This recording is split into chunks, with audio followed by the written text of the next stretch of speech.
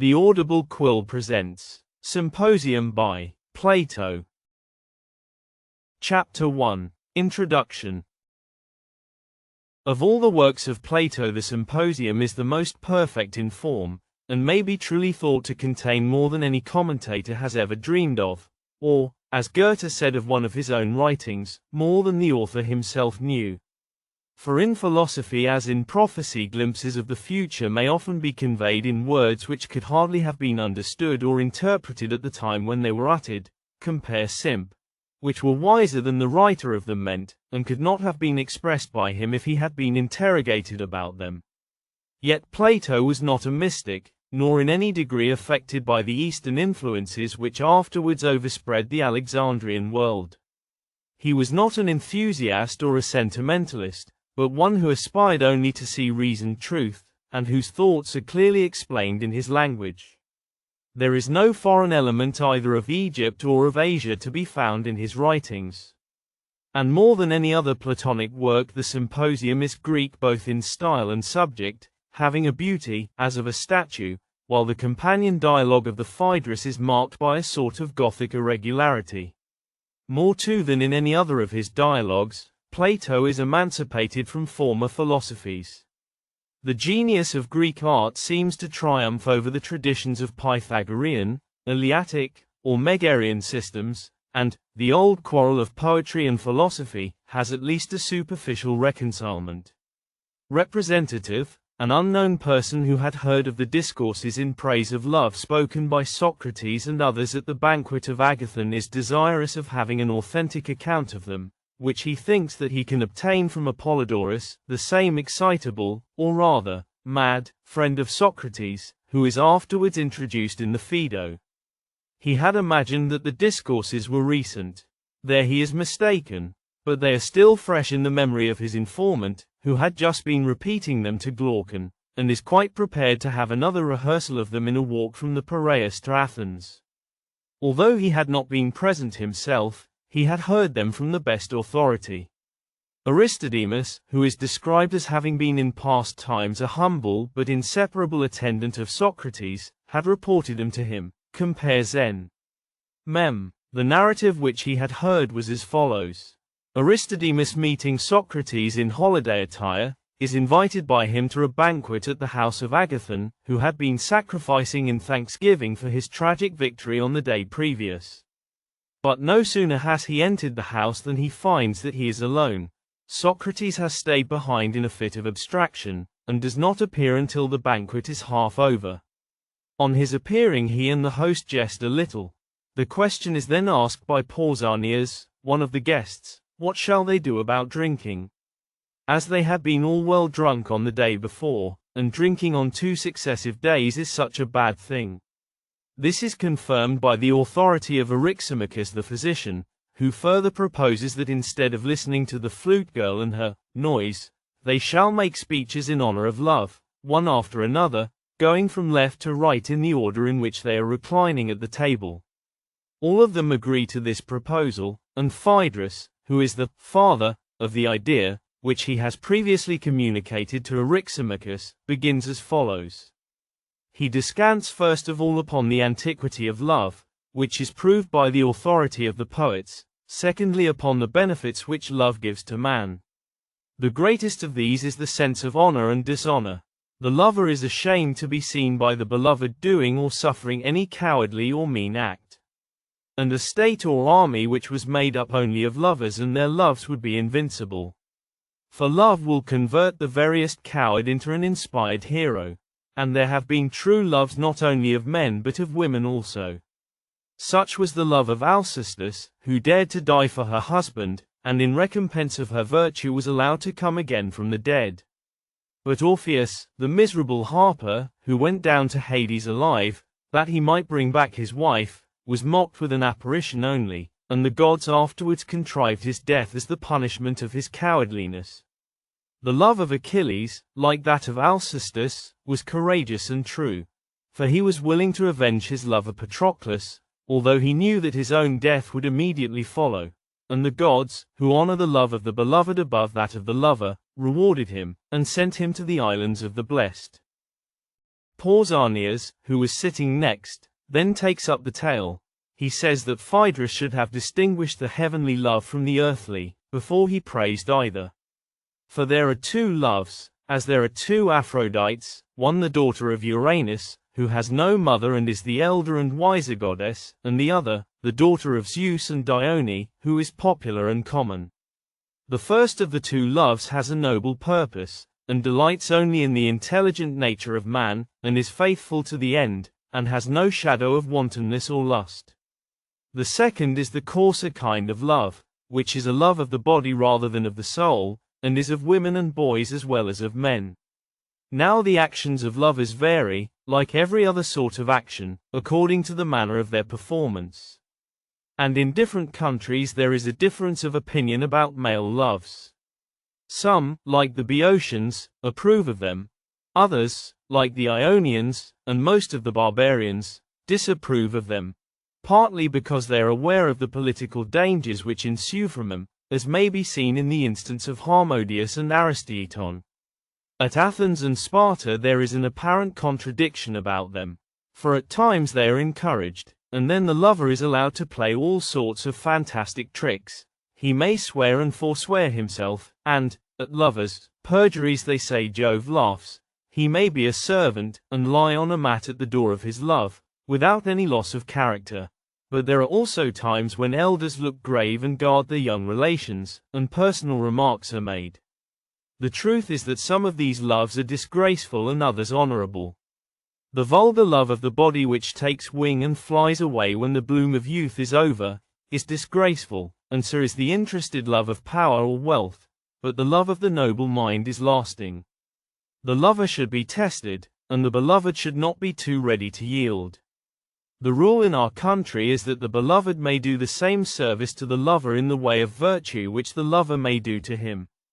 A voluntary service to be rendered for the sake of virtue and wisdom is permitted among us, and when these two customs, one the love of youth, the other the practice of virtue and philosophy, meet in one, then the lovers may lawfully unite. Nor is there any disgrace to a disinterested lover in being deceived, but the interested lover is doubly disgraced, for if he loses his love he loses his character, whereas the noble love of the other remains the same, although the object of his love is unworthy, for nothing can be nobler than love for the sake of virtue. This is that love of the heavenly goddess which is of great price to individuals and cities, making them work together for their improvement. The turn of Aristophanes comes next, but he has the hiccup, and therefore proposes that Eryximachus the physician shall cure him or speak in his turn. Eryximachus is ready to do both, and after prescribing for the hiccup, speaks as follows. He agrees with Pausanias in maintaining that there are two kinds of love, but his art has led him to the further conclusion that the empire of this double love extends over all things, and is to be found in animals and plants as well as in man. In the human body also there are two loves, and the art of medicine shows which is the good and which is the bad love, and persuades the body to accept the good and reject the bad, and reconciles conflicting elements and makes them friends. Every art, gymnastic and husbandry as well as medicine, is the reconciliation of opposites, and this is what Heraclitus meant when he spoke of a harmony of opposites, but in strictness he should rather have spoken of a harmony which succeeds opposites, for an agreement of disagreements there cannot be. Music too is concerned with the principles of love in their application to harmony and rhythm. In the abstract, all is simple, and we are not troubled with the twofold love, but when they are applied in education with their accompaniments of song and meter, then the discord begins. Then the old tale has to be repeated of fair Urania and the coarse Polyhymnia, who must be indulged sparingly, just as in my own art of medicine care must be taken that the taste of the epicure be gratified without inflicting upon him the attendant penalty of disease. There is a similar harmony or disagreement in the course of the seasons and in the relations of moist and dry, hot and cold, hoar-frost and blight, and diseases of all sorts spring from the excesses or disorders of the element of love. The knowledge of these elements of love and discord in the heavenly bodies is termed astronomy, in the relations of men towards gods and parents is called divination. For divination is the peacemaker of gods and men, and works by a knowledge of the tendencies of merely human loves to piety and impiety. Such is the power of love, and that love which is just and temperate has the greatest power, and is the source of all our happiness and friendship with the gods and with one another. I dare say that I have omitted to mention many things which you, Aristophanes, may supply, as I perceive that you are cured of the hiccup. Aristophanes is the next speaker. He professes to open a new vein of discourse, in which he begins by treating of the origin of human nature.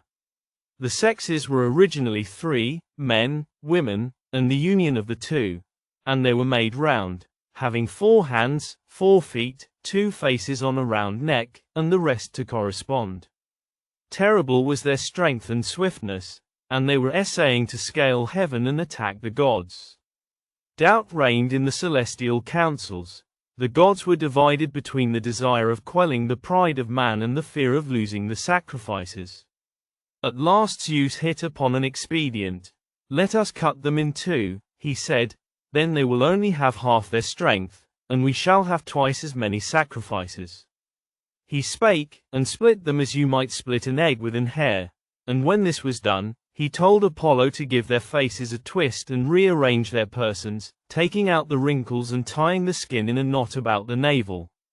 The two halves went about looking for one another, and were ready to die of hunger in one another's arms. Then Zeus invented an adjustment of the sexes, which enabled them to marry and go their way to the business of life. Now the characters of men differ accordingly as they are derived from the original man or the original woman, or the original man-woman. Those who come from the man-woman are lascivious and adulterous. Those who come from the woman form female attachments. Those who are a section of the male follow the male and embrace him, and in him all their desires center. The pair are inseparable and live together in pure and manly affection, yet they cannot tell what they want of one another. But if Hephaestus were to come to them with his instruments and propose that they should be melted into one and remain one here and hereafter, they would acknowledge that this was the very expression of their want. For love is the desire of the whole, and the pursuit of the whole is called love. There was a time when the two sexes were only one, but now God has halved them, much as the Lacedaemonians have cut up the Arcadians, and if they do not behave themselves he will divide them again, and they will hop about with half a nose and face in basso relievo. Wherefore let us exhort all men to piety, that we may obtain the goods of which love is the author, and be reconciled to God, and find our own true loves, which rarely happens in this world. And now I must beg you not to suppose that I am alluding to Pausanias and Agathon, compare Protag, for my words refer to all mankind everywhere. Some raillery ensues first between Aristophanes and Eryximachus, and then between Agathon, who fears a few select friends more than any number of spectators at the theatre, and Socrates, who is disposed to begin an argument. This is speedily repressed by Phaedrus, who reminds the disputants of their tribute to the god. Agathon's speech follows. He will speak of the god first and then of his gifts. He is the fairest and blessedest and best of the gods, and also the youngest, having had no existence in the old days of Iapetus and Cronos when the gods were at war. The things that were done then were done of necessity and not of love. For love is young and dwells in soft places, not like hate in Homer, walking on the skulls of men, but in their hearts and souls, which are soft enough. He is all flexibility and grace, and his habitation is among the flowers, and he cannot do or suffer wrong. For all men serve and obey him of their own free will, and where there is love there is obedience, and where obedience, there is justice, for none can be wronged of his own free will. And he is temperate as well as just, for he is the ruler of the desires, and if he rules them he must be temperate. Also he is courageous, for he is the conqueror of the Lord of War. And he is wise too, for he is a poet, and the author of poesy in others. He created the animals, he is the inventor of the arts, all the gods are his subjects, he is the fairest and best himself, and the cause of what is fairest and best in others. He makes men to be of one mind at a banquet, filling them with affection and emptying them of disaffection, the pilot, helper, defender, savior of men, in whose footsteps let every man follow, chanting a strain of love. Such is the discourse, half playful, half serious, which I dedicate to the god. The turn of Socrates comes next. He begins by remarking satirically that he has not understood the terms of the original agreement, for he fancied that they meant to speak the true praises of love, but now he finds that they only say what is good of him, whether true or false. He begs to be absolved from speaking falsely, but he is willing to speak the truth, and proposes to begin by questioning Agathon. The result of his questions may be summed up as follows. Love is of something, and that which love desires is not that which love is or has, for no man desires that which he is or has.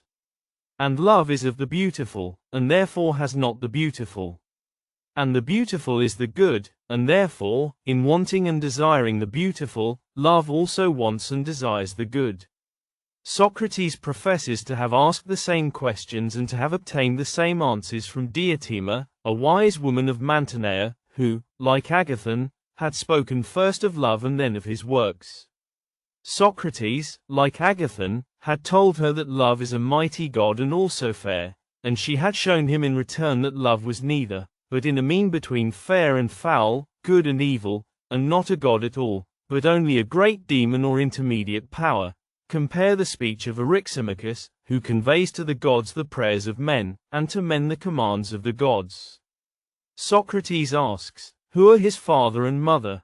To this Diotima replies that he is the son of plenty and poverty, and partakes of the nature of both, and is full and starved by turns.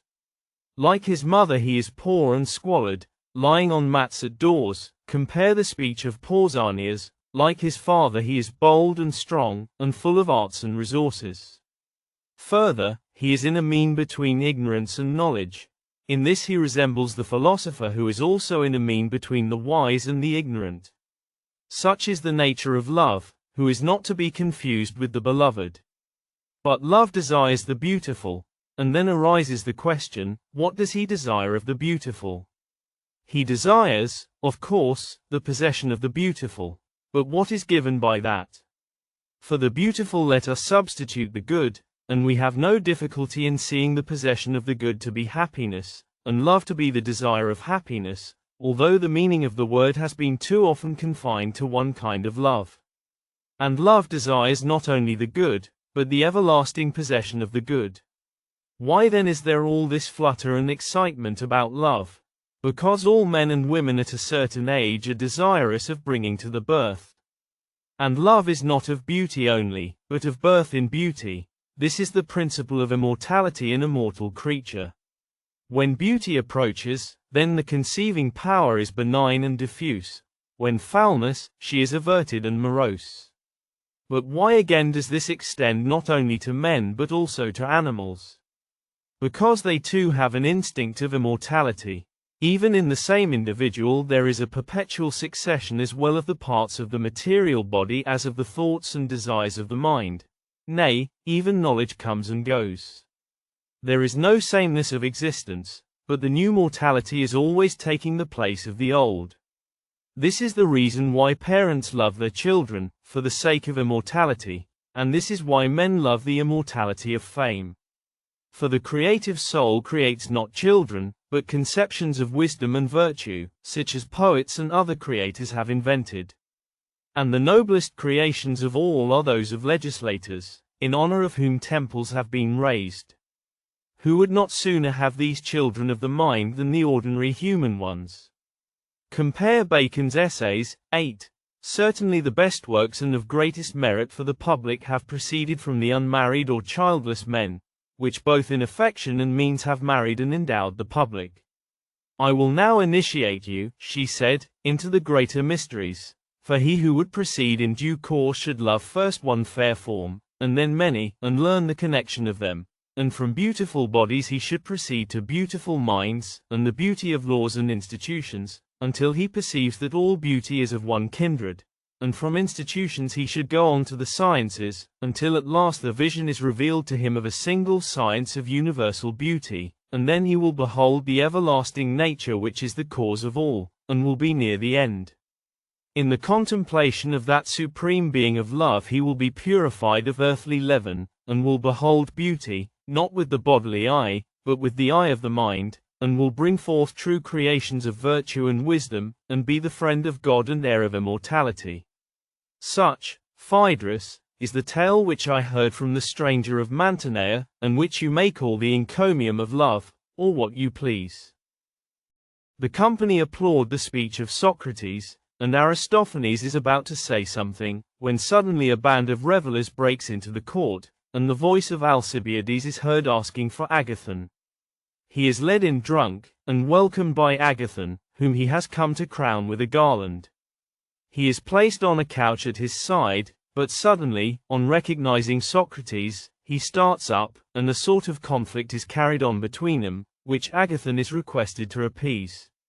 Alcibiades then insists that they shall drink, and has a large wine cooler filled, which he first empties himself, and then fills again and passes on to Socrates.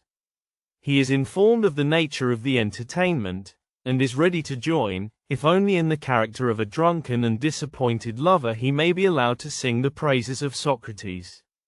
He begins by comparing Socrates first to the busts of Silenus, which have images of the gods inside them, and, secondly, to Marsyas the flute player. For Socrates produces the same effect with the voice which Marsyas did with the flute.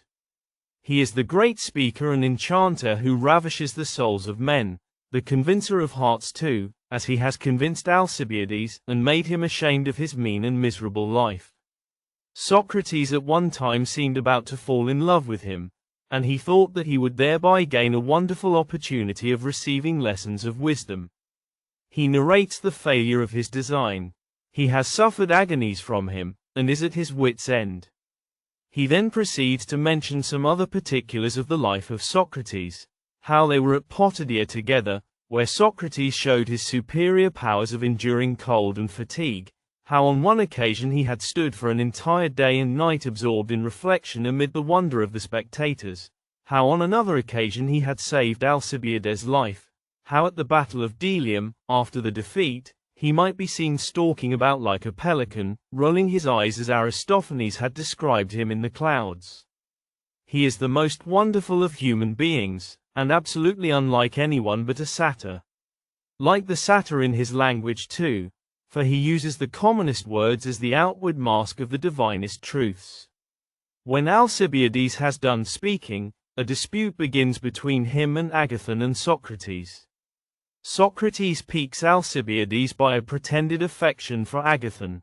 Presently a band of revelers appears, who introduce disorder into the feast.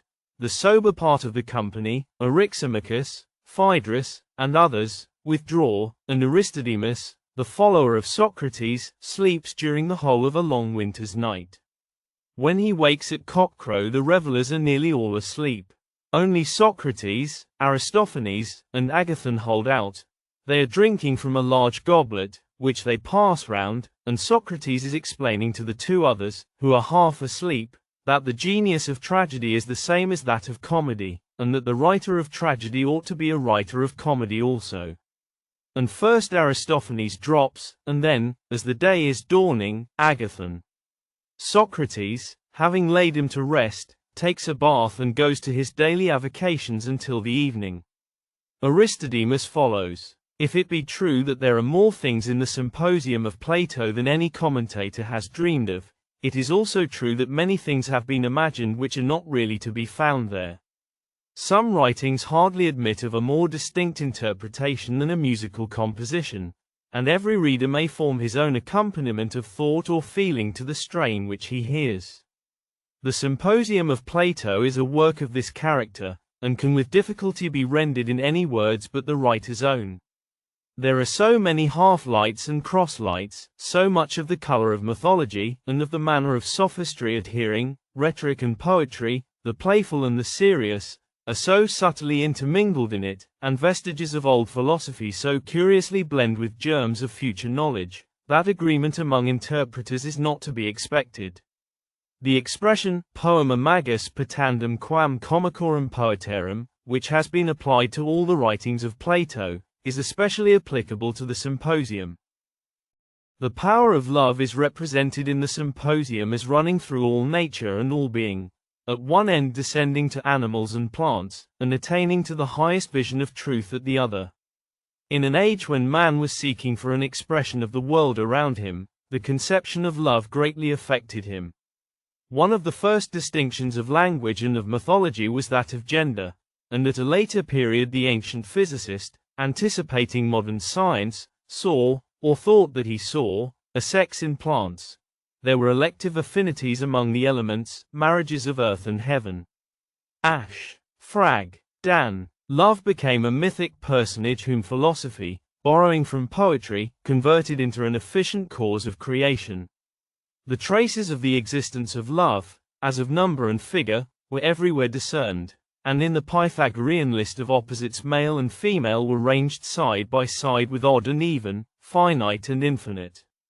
But Plato seems also to be aware that there is a mystery of love in man as well as in nature, extending beyond the mere immediate relation of the sexes. He is conscious that the highest and noblest things in the world are not easily severed from the sensual desires, or may even be regarded as a spiritualized form of them. We may observe that Socrates himself is not represented as originally unimpassioned, but as one who has overcome his passions. The secret of his power over others partly lies in his passionate but self-controlled nature.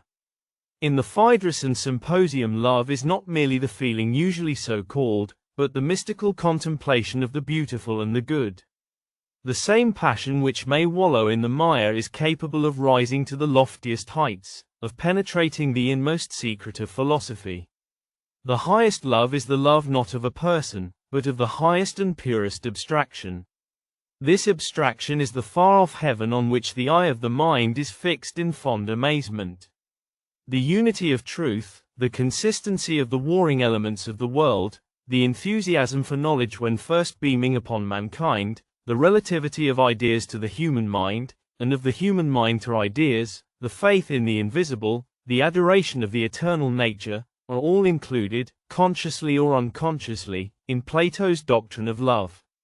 The successive speeches in praise of love are characteristic of the speakers, and contribute in various degrees to the final result. They are all designed to prepare the way for Socrates, who gathers up the threads anew, and skims the highest points of each of them.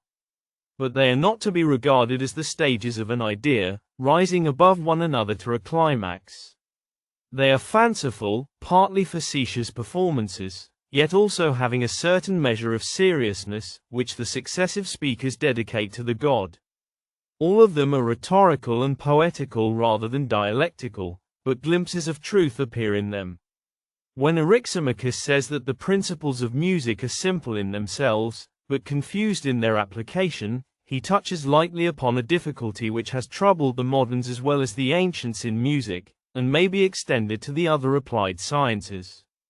That confusion begins in the concrete, was the natural feeling of a mind dwelling in the world of ideas.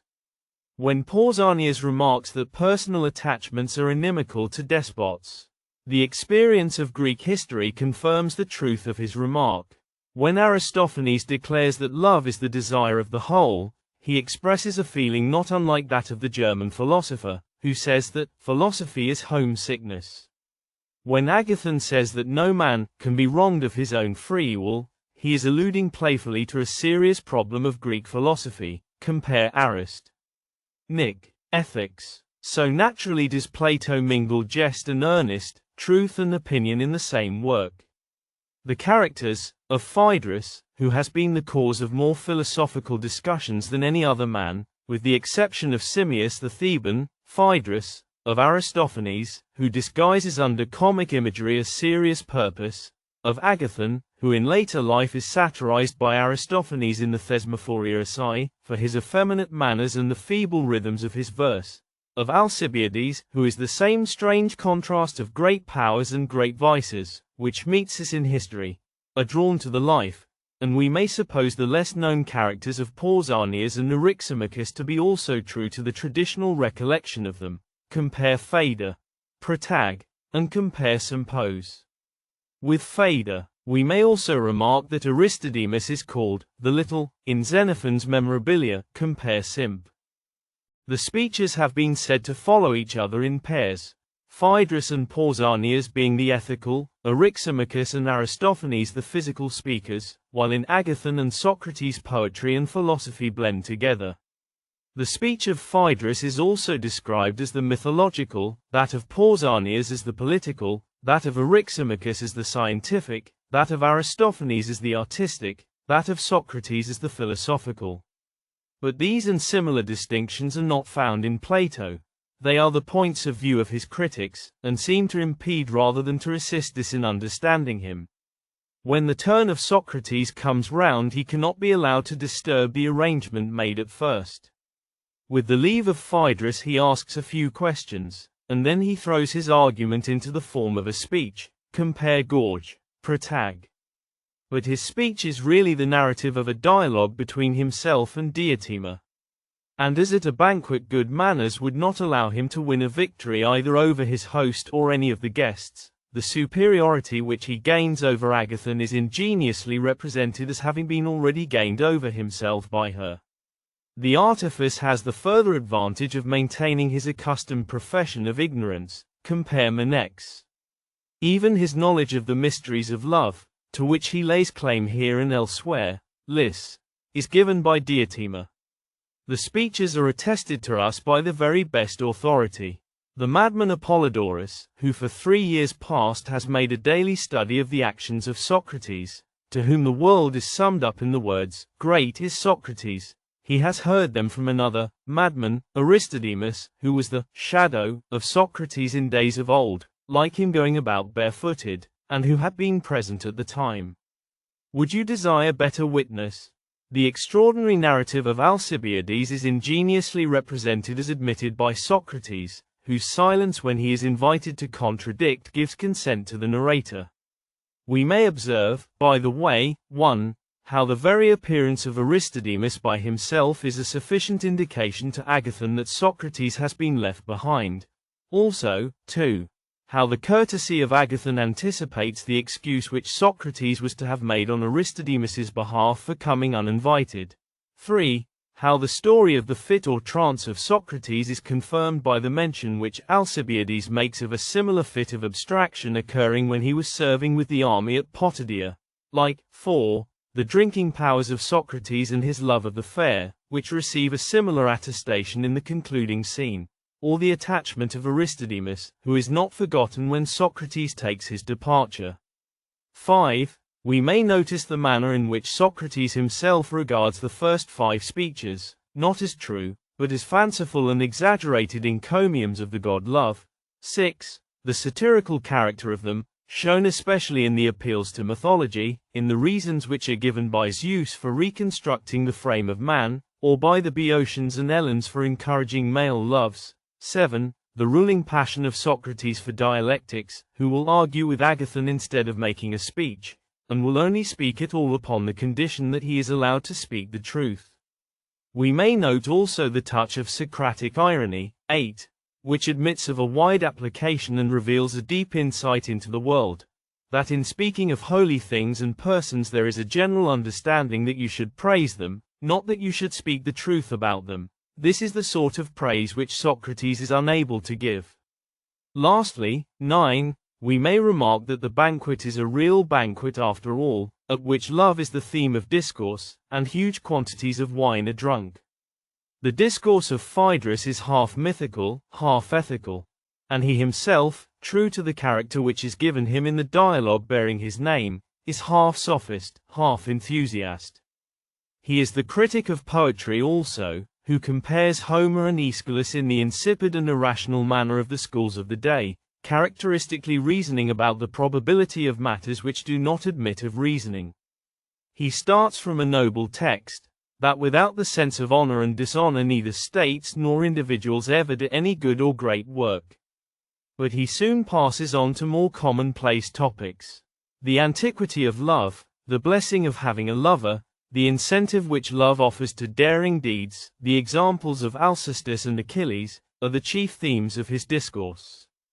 The love of women is regarded by him as almost on an equality with that of men, and he makes the singular remark that the gods favor the return of love which is made by the beloved more than the original sentiment, because the lover is of a nobler and diviner nature. There is something of a sophistical ring in the speech of Phaedrus, which recalls the first speech in imitation of Lysias, occurring in the dialogue called the Phaedrus. This is still more marked in the speech of Pausanias which follows, and which is at once hypological in form and also extremely confused and pedantic. Plato is attacking the logical feebleness of the sophists and rhetoricians, through their pupils, not forgetting by the way to satirize the monotonous and unmeaning rhythms which Prodicus and others were introducing into Attic prose, compare Protag. Of course, he is playing both sides of the game, as in the Gorgias and Phaedrus, but it is not necessary in order to understand him that we should discuss the fairness of his mode of proceeding. The love of Pausanias for Agathon has already been touched upon in the Protagoras, and is alluded to by Aristophanes. Hence he is naturally the upholder of male loves, which, like all the other affections or actions of men, he regards as varying according to the manner of their performance. Like the sophists and like Plato himself, though in a different sense, he begins his discussion by an appeal to mythology, and distinguishes between the elder and younger love. The value which he attributes to such loves as motives to virtue and philosophy is at variance with modern and Christian notions, but is in accordance with Hellenic sentiment. The opinion of Christendom has not altogether condemned passionate friendships between persons of the same sex, but has certainly not encouraged them, because though innocent in themselves in a few temperaments they are liable to degenerate into fearful evil. Pausanias is very earnest in the defense of such loves, and he speaks of them as generally approved among Hellenes and disapproved by barbarians. His speech is more words than matter, and might have been composed by a pupil of Lysias or of Prodicus, although there is no hint given that Plato is specially referring to them. As Eryximachus says, he makes a fair beginning, but a lame ending. Plato transposes the two next speeches, as in the Republic he would transpose the virtues and the mathematical sciences. This is done partly to avoid monotony, partly for the sake of making Aristophanes the cause of wit in others, and also in order to bring the comic and tragic poet into juxtaposition, as if by accident.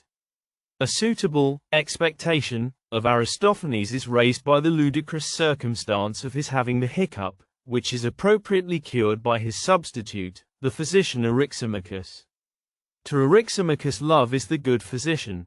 He sees everything as an intelligent physicist, and, like many professors of his art in modern times, attempts to reduce the moral to the physical, or recognizes one law of love which pervades them both. There are loves and strifes of the body as well as of the mind. Like Hippocrates the Asclepiad, he is a disciple of Heraclitus, whose conception of the harmony of opposites he explains in a new way as the harmony after discord. To his common sense, as to that of many moderns as well as ancients, the identity of contradictories is an absurdity. His notion of love may be summed up as the harmony of man with himself in soul as well as body, and of all things in heaven and earth with one another. Aristophanes is ready to laugh and make laugh before he opens his mouth, just as Socrates, true to his character, is ready to argue before he begins to speak.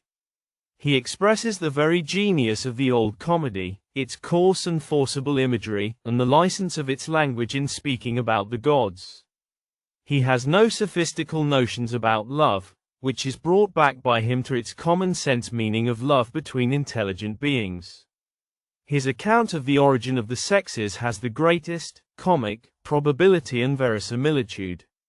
Nothing in Aristophanes is more truly Aristophanic than the description of the human monster whirling round on 4 arms and 4 legs, 8 in all, with incredible rapidity.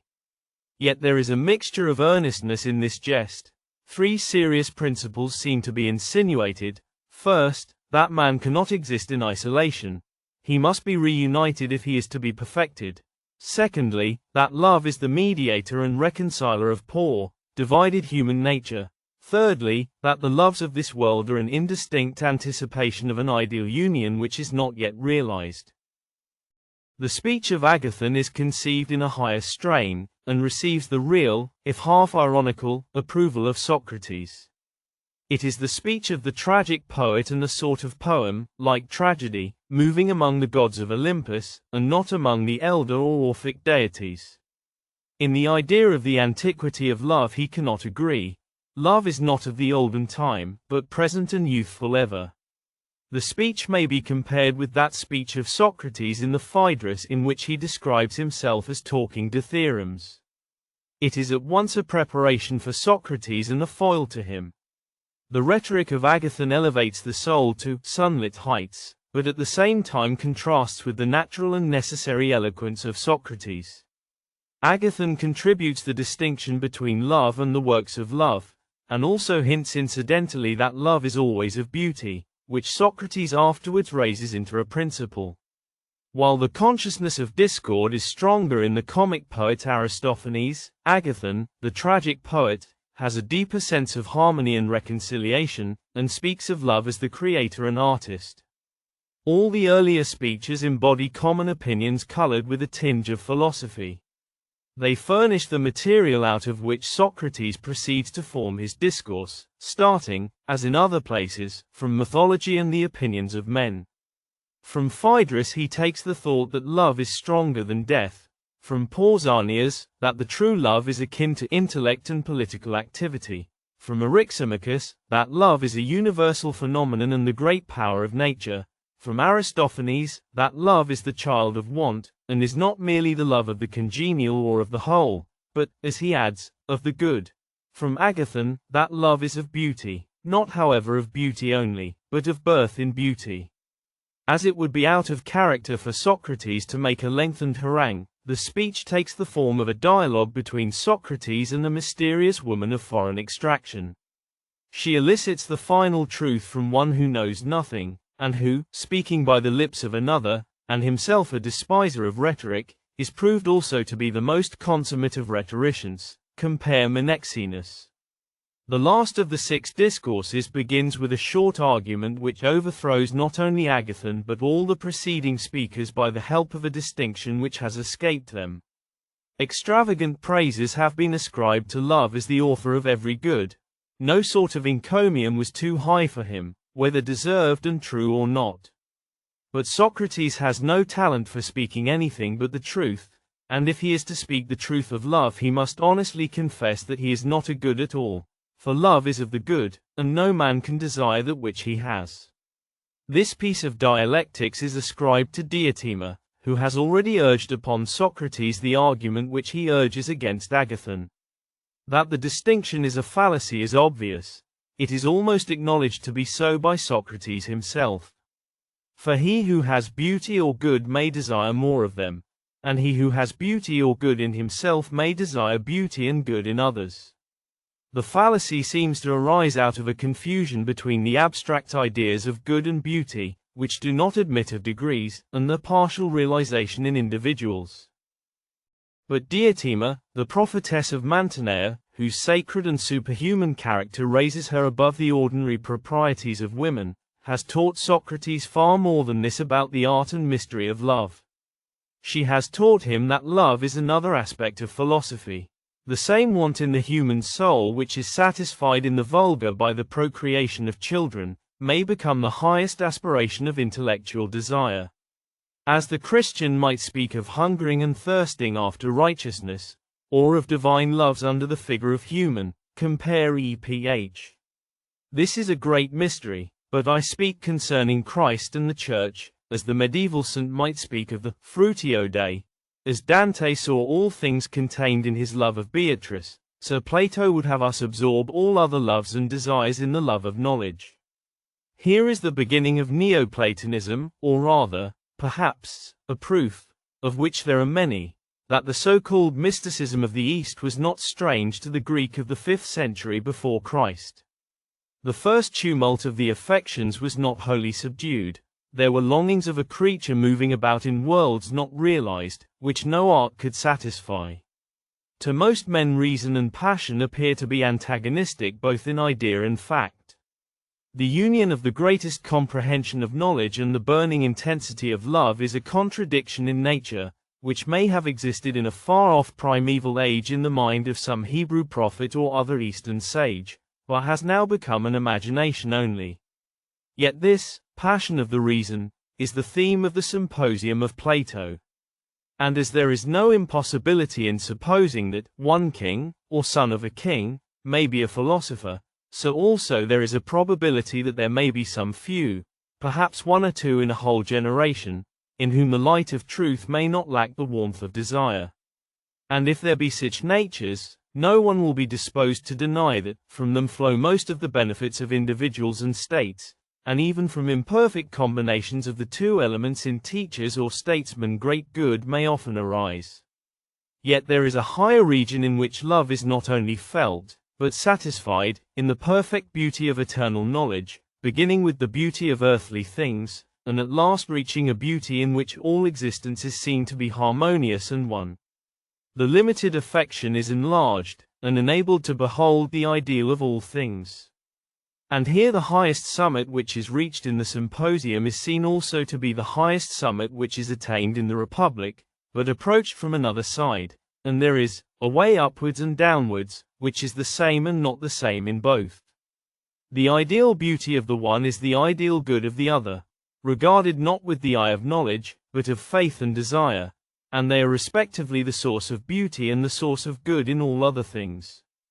And by the steps of a ladder reaching to heaven, we pass from images of visible beauty, Greek, and from the hypotheses of the mathematical sciences, which are not yet based upon the idea of good, through the concrete to the abstract, and, by different paths arriving, behold the vision of the eternal, compare Symp. Greek, Republic, Greek, also Phaedrus. Under one aspect, the idea is love, under another, truth. In both the lover of wisdom is the spectator of all time and of all existence. This is a mystery, in which Plato also obscurely intimates the union of the spiritual and fleshly, the interpenetration of the moral and intellectual faculties. The divine image of beauty which resides within Socrates has been revealed. The Silenus, or outward man, has now to be exhibited. The description of Socrates follows immediately after the speech of Socrates. One is the complement of the other. At the height of divine inspiration, when the force of nature can no further go, by way of contrast to this extreme idealism, Alcibiades, accompanied by a troop of revelers and a flute girl, staggers in, and being drunk is able to tell of things which he would have been ashamed to make known if he had been sober. The state of his affections towards Socrates, unintelligible to us and perverted as they appear, affords an illustration of the power ascribed to the loves of man in the speech of Pausanias. He does not suppose his feelings to be peculiar to himself. There are several other persons in the company who have been equally in love with Socrates, and like himself have been deceived by him. The singular part of this confession is the combination of the most degrading passion with the desire of virtue and improvement. Such an union is not wholly untrue to human nature, which is capable of combining good and evil in a degree beyond what we can easily conceive. In imaginative persons, especially, the god and beast in man seem to part asunder more than is natural in a well-regulated mind. The Platonic Socrates, for of the real Socrates this may be doubted, compare his public rebuke of Critias for his shameful love of Euthydemus in Xenophon, Memorabilia, does not regard the greatest evil of Greek life as a thing not to be spoken of, but it has a ridiculous element, Plato's Symp, and is a subject for irony no less than for moral reprobation, compare Plato's Symp. It is also used as a figure of speech which no one interpreted literally, compare Zen. Symp, nor does Plato feel any repugnance, such as would be felt in modern times, at bringing his great master and hero into connection with nameless crimes. He is contented with representing him as a saint, who has won the Olympian victory over the temptations of human nature. The fault of taste, which to us is so glaring and which was recognized by the Greeks of a later age, Athenaeus, was not perceived by Plato himself. We are still more surprised to find that the philosopher is incited to take the first step in his upward progress, by the beauty of young men and boys, which was alone capable of inspiring the modern feeling of romance in the Greek mind. The passion of love took the spurious form of an enthusiasm for the ideal of beauty, a worship as of some godlike image of an Apollo or Antinous.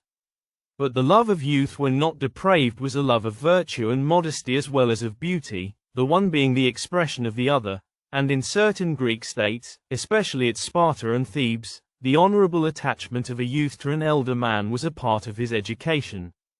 The army of lovers and their beloved who would be invincible if they could be united by such a tie, is not a mere fiction of Plato's, but seems actually to have existed at Thebes in the days of Epaminondas and Pelopidas, if we may believe writers cited anonymously by Plutarch, Pelop. v. It is observable that Plato never in the least degree excuses the depraved love of the body, compare charm, representative, laws, and once more Xenophon, Mem. Nor is there any Greek writer of mark who condones or approves such connections. But owing partly to the puzzling nature of the subject, these friendships are spoken of by Plato in a manner different from that customary among ourselves. To most of them we should hesitate to ascribe, any more than to the attachment of Achilles and Patroclus in Homer, an immoral or licentious character. There were many, doubtless, to whom the love of the fair mind was the noblest form of friendship, representative, and who deemed the friendship of man with man to be higher than the love of woman, because altogether separated from the bodily appetites. The existence of such attachments may be reasonably attributed to the inferiority and seclusion of woman, and the want of a real family or social life and parental influence in Hellenic cities, and they were encouraged by the practice of gymnastic exercises, by the meetings of political clubs, and by the tie of military companionship. They were also an educational institution. A young person was specially entrusted by his parents to some elder friend who was expected by them to train their son in manly exercises and in virtue.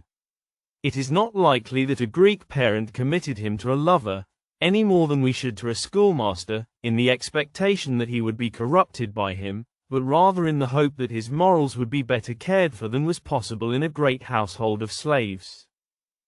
It is difficult to reduce the authority of Plato either for or against such practices or customs, because it is not always easy to determine whether he is speaking of the heavenly and philosophical love, or of the coarse polyhymnia, and he often refers to this, e.g. in the Symposium, half in jest, yet with a certain degree of seriousness. We observe that they entered into one part of Greek literature, but not into another, and that the larger part is free from such associations. Indecency was an element of the ludicrous in the old Greek comedy, as it has been in other ages and countries. But effeminate love was always condemned as well as ridiculed by the comic poets, and in the new comedy the allusions to such topics have disappeared. They seem to have been no longer tolerated by the greater refinement of the age. False sentiment is found in the lyric and elegiac poets, and in mythology, the greatest of the gods, representative, is not exempt from evil imputations. But the morals of a nation are not to be judged of wholly by its literature. Hellas was not necessarily more corrupted in the days of the Persian and Peloponnesian wars, or of Plato and the orators, than England in the time of Fielding and Smollett, or France in the 19th century. No one supposes certain French novels to be a representation of ordinary French life.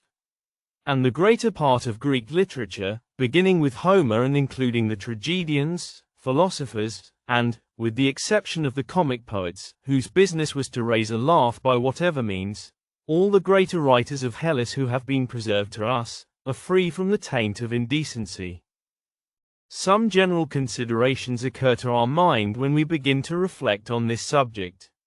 1. That good and evil are linked together in human nature, and have often existed side by side in the world and in man to an extent hardly credible. We cannot distinguish them, and are therefore unable to part them. As in the parable, they grow together unto the harvest. It is only a rule of external decency by which society can divide them. Nor should we be right in inferring from the prevalence of any one vice or corruption that a state or individual was demoralized in their whole character. Not only has the corruption of the best been sometimes thought to be the worst, but it may be remarked that this very excess of evil has been the stimulus to good. Compare Plato, Laws, where he says that in the most corrupt cities individuals are to be found beyond all praise. 2. It may be observed that evils which admit of degrees can seldom be rightly estimated, because under the same name actions of the most different degrees of culpability may be included.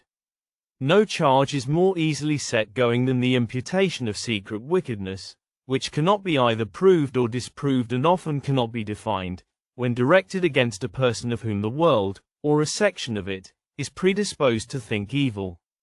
And it is quite possible that the malignity of Greek scandal, aroused by some personal jealousy or party enmity, may have converted the innocent friendship of a great man for a noble youth into a connection of another kind. Such accusations were brought against several of the leading men of Hellas, e.g. Cimon, Alcibiades, Critias, Demosthenes, Epaminondas. Several of the Roman emperors were assailed by similar weapons which have been used even in our own day against statesmen of the highest character. 3. While we know that in this matter there is a great gulf fixed between Greek and Christian ethics, yet, if we would do justice to the Greeks, we must also acknowledge that there was a greater outspokenness among them than among ourselves about the things which nature hides, and that the more frequent mention of such topics is not to be taken as the measure of the prevalence of offenses, or as a proof of the general corruption of society. It is likely that every religion in the world has used words or practiced rites in one age, which have become distasteful or repugnant to another. We cannot, though for different reasons, trust the representations either of comedy or satire, and still less of Christian apologists. 4. We observe that at Thebes and Lacedaemon the attachment of an elder friend to a beloved youth was often deemed to be a part of his education, and was encouraged by his parents. It was only shameful if it degenerated into licentiousness. Such we may believe to have been the tie which united Asophaicus and Cephisidorus with the great Epaminondas in whose companionship they fell, Plutarch, Amat. Athenaeus on the authority of Theopompus. 5. A small matter, there appears to be a difference of custom among the Greeks and among ourselves, as between ourselves and continental nations at the present time, in modes of salutation. We must not suspect evil in the hearty kiss or embrace of a male friend, returning from the army at Potidaea, any more than in a similar salutation when practiced by members of the same family. But those who make these admissions, and who regard, not without pity, the victims of such illusions in our own day, whose life has been blasted by them, may be none the less resolved that the natural and healthy instincts of mankind shall alone be tolerated, Greek, and that the lesson of manliness which we have inherited from our fathers shall not degenerate into sentimentalism or effeminacy. The possibility of an honorable connection of this kind seems to have died out with Greek civilization. Among the Romans, and also among barbarians, such as the Celts and Persians, there is no trace of such attachments existing in any noble or virtuous form. The character of Alcibiades in the Symposium is hardly less remarkable than that of Socrates, and agrees with the picture given of him in the first of the two dialogues which are called by his name, and also with the slight sketch of him in the Protagoras. He is the impersonation of lawlessness, the lion's whelp, who ought not to be reared in the city, yet not without a certain generosity which gained the hearts of men, strangely fascinated by Socrates, and possessed of a genius which might have been either the destruction or salvation of Athens. The dramatic interest of the character is heightened by the recollection of his after history. He seems to have been present to the mind of Plato in the description of the democratic man of the Republic. Compare also Alcibiades 1. There is no criterion of the date of the Symposium, except that which is furnished by the allusion to the division of Arcadia after the destruction of Mantinea. This took place in the year BC 384, which is the 44th year of Plato's life. The Symposium cannot therefore be regarded as a youthful work. As Mantinea was restored in the year 369, the composition of the dialogue will probably fall between 384 and 369. Whether the recollection of the event is more likely to have been renewed at the destruction or restoration of the city, rather than at some intermediate period, is a consideration not worth raising. The Symposium is connected with the Phaedrus both in style and subject. They are the only dialogues of Plato in which the theme of love is discussed at length. In both of them philosophy is regarded as a sort of enthusiasm or madness. Socrates is himself, a prophet new inspired, with bacchanalian revelry, which, like his philosophy, he characteristically pretends to have derived not from himself but from others. The Phaedo also presents some points of comparison with the Symposium. For there, too, philosophy might be described as dying for love, and there are not wanting many touches of humor and fancy, which remind us of the Symposium. But while the Phaedo and Phaedrus look backwards and forwards to past and future states of existence, in the Symposium there is no break between this world and another, and we rise from one to the other by a regular series of steps or stages, proceeding from the particulars of sense to the universal of reason, and from one universal to many, which are finally reunited in a single science. Compare representative. At first, immortality means only the succession of existences. Even knowledge comes and goes. Then follows, in the language of the mysteries, a higher and a higher degree of initiation. At last we arrive at the perfect vision of beauty, not relative or changing, but eternal and absolute. Not bounded by this world, or in or out of this world, but an aspect of the divine, extending over all things, and having no limit of space or time. This is the highest knowledge of which the human mind is capable. Plato does not go on to ask whether the individual is absorbed in the sea of light and beauty or retains his personality. Enough for him to have attained the true beauty or good, without inquiring precisely into the relation in which human beings stood to it. That the soul has such a reach of thought, and is capable of partaking of the eternal nature, seems to imply that she too is eternal. Compare Phaedrus. But Plato does not distinguish the eternal in man from the eternal in the world or in God. He is willing to rest in the contemplation of the idea, which to him is the cause of all things, representative, and has no strength to go further. The Symposium of Xenophon, in which Socrates describes himself as a panda, and also discourses of the difference between sensual and sentimental love, likewise offers several interesting points of comparison. But the suspicion which hangs over other writings of Xenophon, and the numerous minute references to the Phaedrus and Symposium, as well as to some of the other writings of Plato, throw a doubt on the genuineness of the work. The Symposium of Xenophon, if written by him at all, would certainly show that he wrote against Plato, and was acquainted with his works. Of this hostility there is no trace in the memorabilia. Such a rivalry is more characteristic of an imitator than of an original writer. The so-called Symposium of Xenophon may therefore have no more title to be regarded as genuine than the confessedly spurious Apology. There are no means of determining the relative order in time of the Phaedrus, Symposium, Phaedo. The order which has been adopted in this translation rests on no other principle than the desire to bring together in a series the memorials of the life of Socrates. Chapter 2. Symposium. Persons of the dialogue. Apollodorus, who repeats to his companion the dialogue which he had heard from Aristodemus, and had already once narrated to Glaucon. Phaedrus, Pausanias, Eryximachus, Aristophanes, Agathon, Socrates, Alcibiades, a troop of revellers. Scene: the house of Agathon. Concerning the things about which you ask to be informed, I believe that I am not ill prepared with an answer.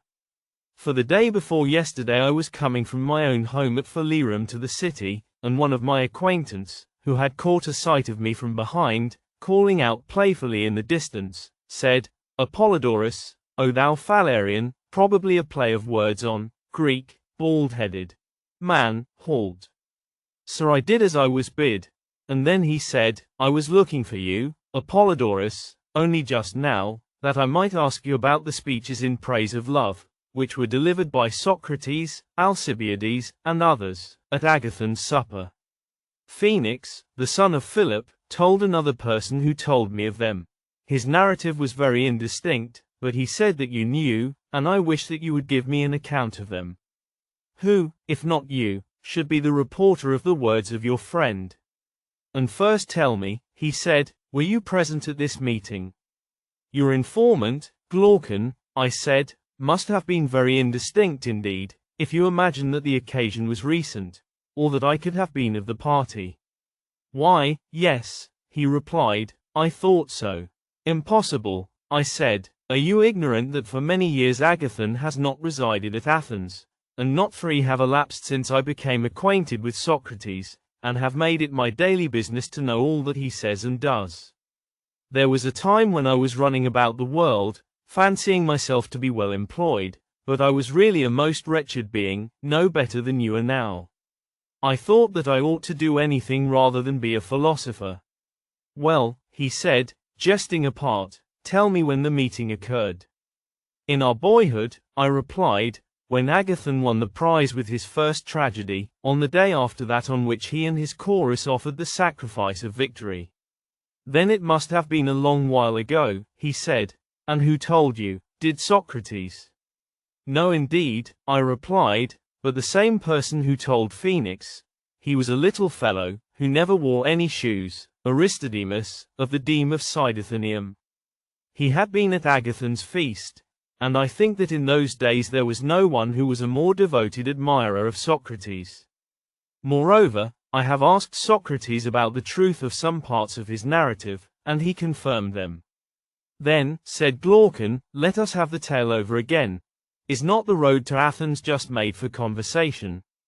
And so we walked, and talked of the discourses on love, and therefore, as I said at first, I am not ill prepared to comply with your request, and will have another rehearsal of them if you like. For to speak or to hear others speak of philosophy always gives me the greatest pleasure, to say nothing of the profit. But when I hear another strain, especially that of you rich men and traders, such conversation displeases me, and I pity you who are my companions, because you think that you are doing something when in reality you are doing nothing. And I dare say that you pity me in return, whom you regard as an unhappy creature, and very probably you are right. But I certainly know of you what you only think of me. There is the difference. Companion, I see, Apollodorus, that you are just the same, always speaking evil of yourself, and of others. And I do believe that you pity all mankind, with the exception of Socrates, yourself first of all, true in this to your old name, which, however deserved, I know not how you acquired, of Apollodorus the madman. For you are always raging against yourself and everybody but Socrates. Apollodorus, yes, friend, and the reason why I am said to be mad, and out of my wits, is just because I have these notions of myself and you. No other evidence is required. Companion, no more of that, Apollodorus, but let me renew my request that you would repeat the conversation. Apollodorus, well, the tale of love was on this wise, but perhaps I had better begin at the beginning, and endeavor to give you the exact words of Aristodemus. He said that he met Socrates fresh from the bath and sandaled, and as the sight of the sandals was unusual, he asked him whither he was going that he had been converted into such a beau. To a banquet at Agathon's, he replied, whose invitation to his sacrifice of victory I refused yesterday, fearing a crowd, but promising that I would come today instead, and so I have put on my finery, because he is such a fine man. What say you to going with me unasked? I will do as you bid me, I replied. Follow then, he said, and let us demolish the proverb. To the feasts of inferior men the good unbidden go, instead of which our proverb will run. To the feasts of the good unbidden go, and this alteration may be supported by the authority of Homer himself, who not only demolishes but literally outrages the proverb. For, after picturing Agamemnon as the most valiant of men, he makes Menelaus, who is but a faint-hearted warrior, come unbidden, Iliad, to the banquet of Agamemnon, who is feasting and offering sacrifices, not the better to the worse, but the worse to the better. I rather fear, Socrates, said Aristodemus, lest this may still be my case, and that, like Menelaus in Homer, I shall be the inferior person, who to the feasts of the wise unbidden goes. But I shall say that I was bidden of you, and then you will have to make an excuse. Two going together, he replied, in Homeric fashion, one or other of them may invent an excuse by the way. Iliad. This was the style of their conversation as they went along. Socrates dropped behind in a fit of abstraction, and desired Aristodemus, who was waiting, to go on before him. When he reached the house of Agathon he found the doors wide open, and a comical thing happened. A servant coming out met him, and led him at once into the banqueting hall in which the guests were reclining, for the banquet was about to begin. "Welcome, Aristodemus," said Agathon, as soon as he appeared. "You are just in time to sup with us. If you come on any other matter put it off, and make one of us, as I was looking for you yesterday and meant to have asked you, if I could have found you. But what have you done with Socrates?" I turned round, but Socrates was nowhere to be seen, and I had to explain that he had been with me a moment before, and that I came by his invitation to the supper. "You were quite right in coming," said Agathon, "but where is he himself?" "He was behind me just now, as I entered," he said, "and I cannot think what has become of him." "Go and look for him, boy," said Agathon, "and bring him in, and do you, Aristodemus, meanwhile take the place by Eryximachus." The servant then assisted him to wash, and he lay down, and presently another servant came in and reported that our friend Socrates had retired into the portico of the neighboring house. "There he is fixed," said he, "and when I call to him he will not stir." "How strange," said Agathon. "Then you must call him again, and keep calling him." "Let him alone," said my informant. "He has a way of stopping anywhere and losing himself without any reason. I believe that he will soon appear. Do not therefore disturb him." "Well, if you think so, I will leave him," said Agathon. And then, turning to the servants, he added, "Let us have supper without waiting for him. Serve up whatever you please, for there is no one to give you orders. Hitherto I have never left you to yourselves.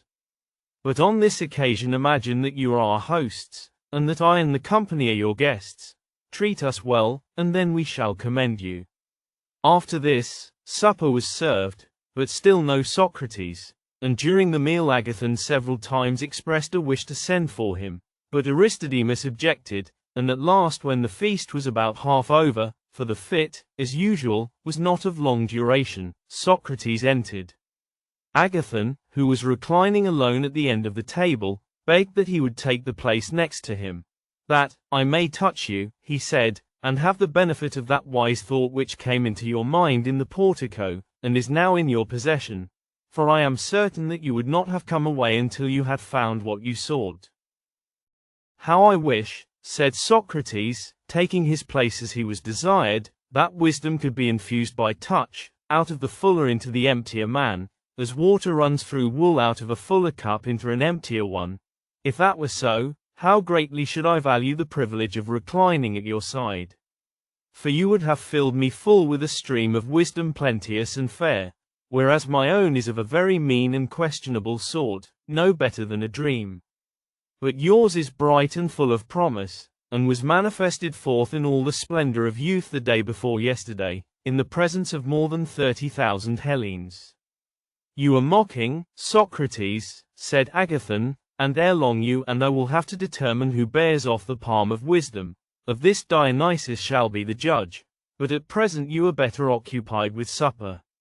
Socrates took his place on the couch, and supped with the rest, and then libations were offered, and after a hymn had been sung to the god, and there had been the usual ceremonies, they were about to commence drinking, when Pausanias said, "And now, my friends, how can we drink with least injury to ourselves?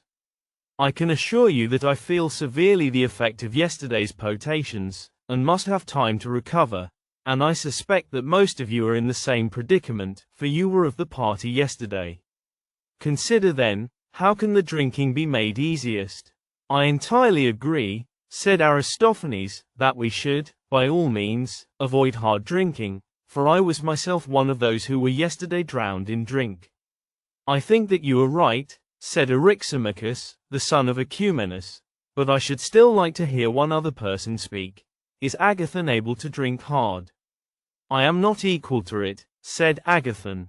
Then, said Eryximachus, the weak heads like myself, Aristodemus, Phaedrus, and others who never can drink, are fortunate in finding that the stronger ones are not in a drinking mood. I do not include Socrates, who is able either to drink or to abstain, and will not mind, whichever we do. Well, as of none of the company seem disposed to drink much, I may be forgiven for saying, as a physician, that drinking deep is a bad practice, which I never follow, if I can help, and certainly do not recommend to another, least of all to anyone who still feels the effects of yesterday's carouse. I always do what you advise, and especially what you prescribe as a physician, rejoined Phaedrus the Myrinacean, and the rest of the company, if they are wise, will do the same. It was agreed that drinking was not to be the order of the day, but that they were all to drink only so much as they pleased. Then, said Eryximachus, as you are all agreed that drinking is to be voluntary, and that there is to be no compulsion, I move, in the next place, that the flute girl, who has just made her appearance, be told to go away and play to herself, or, if she likes, to the women who are within, compare Prot. Today let us have conversation instead, and, if you will allow me, I will tell you what sort of conversation. This proposal having been accepted, Eryximachus proceeded as follows. I will begin, he said, after the manner of Melanippe in Euripides, not mine the word, which I am about to speak, but that of Phaedrus. For often he says to me in an indignant tone, what a strange thing it is, Eryximachus, that, whereas other gods have poems and hymns made in their honor, the great and glorious god, love, has no encomiast among all the poets who are so many.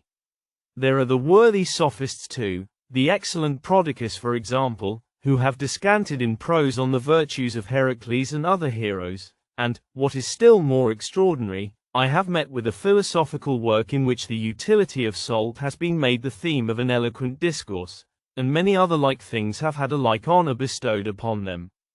And only to think that there should have been an eager interest created about them, and yet that to this day no one has ever dared worthily to hymn love's praises.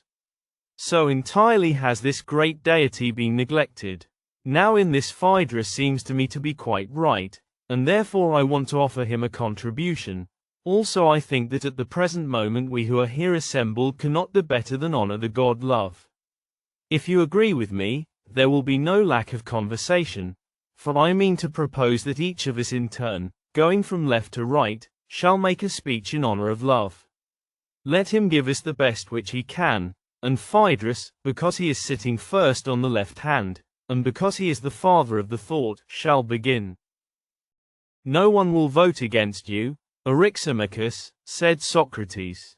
How can I oppose your motion, who profess to understand nothing but matters of love? Nor, I presume, will Agathon and Pausanias, and there can be no doubt of Aristophanes, whose whole concern is with Dionysus and Aphrodite, nor will anyone disagree of those whom I see around me. The proposal, as I am aware, may seem rather hard upon us whose place is last, but we shall be contented if we hear some good speeches first. Let Phaedrus begin the praise of love, and good luck to him. All the company expressed their assent, and desired him to do as Socrates bade him. Aristodemus did not recollect all that was said, nor do I recollect all that he related to me, but I will tell you what I thought most worthy of remembrance, and what the chief speakers said.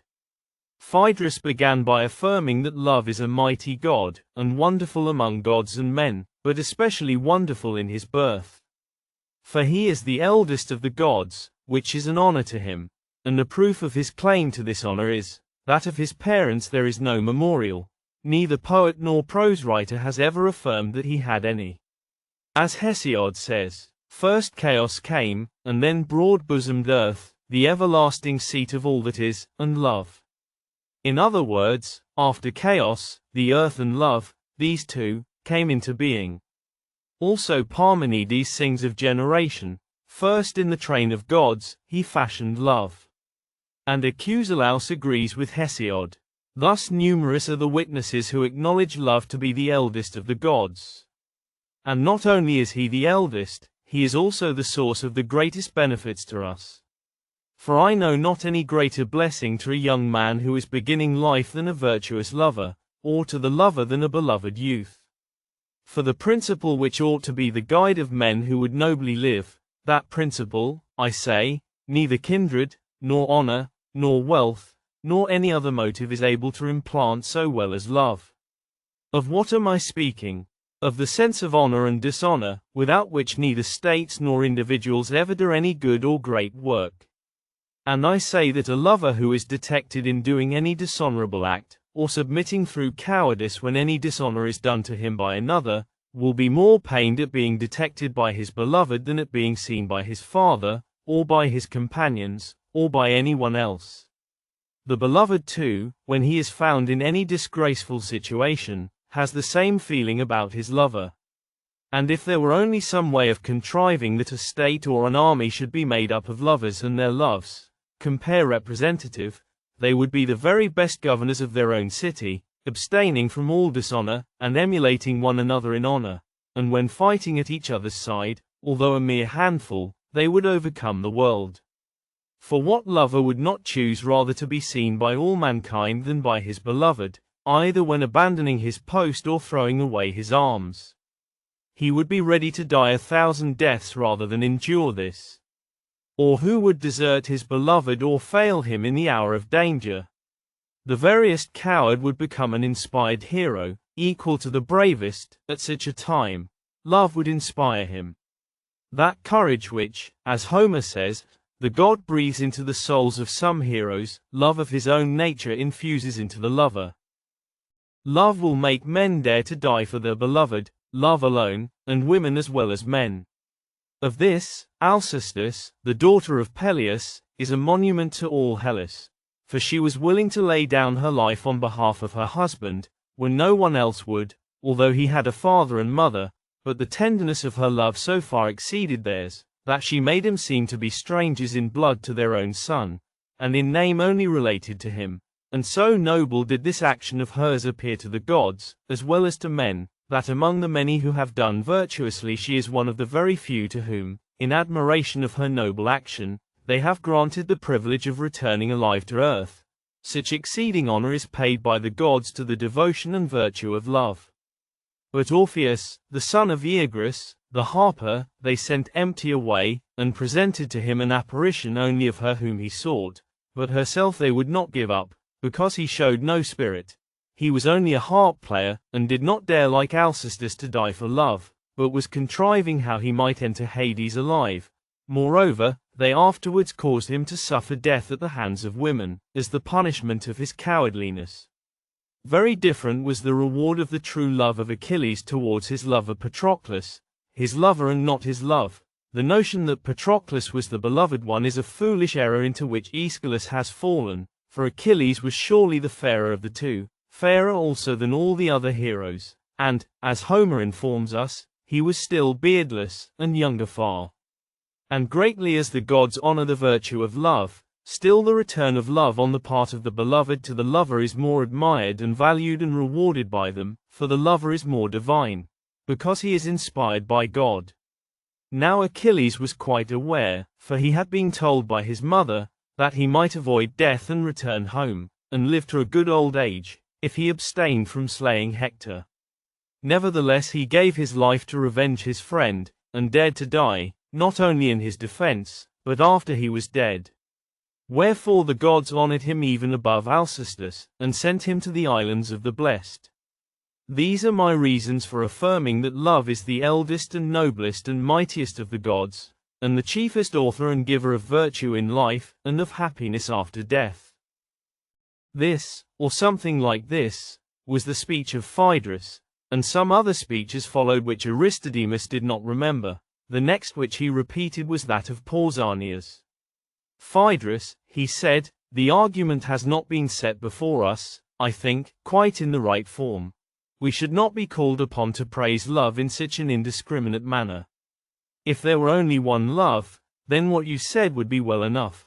But since there are more loves than one, should have begun by determining which of them was to be the theme of our praises. I will amend this defect, and first of all I will tell you which love is deserving of praise, and then try to hymn the praiseworthy one in a manner worthy of him. For we all know that love is inseparable from Aphrodite, and if there were only one Aphrodite there would be only one love. But as there are two goddesses there must be two loves.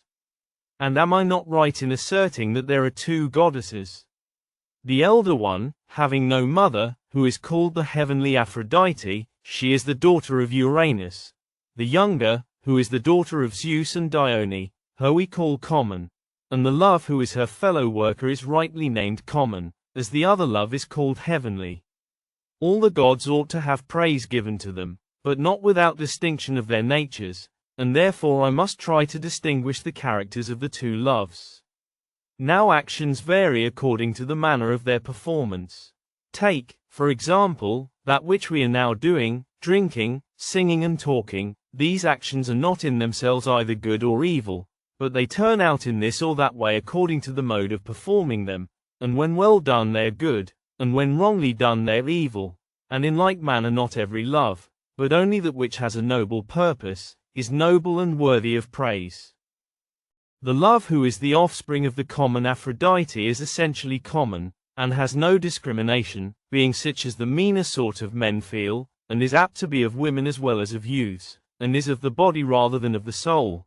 The most foolish beings are the objects of this love which desires only to gain an end, but never thinks of accomplishing the end nobly, and therefore does good and evil quite indiscriminately.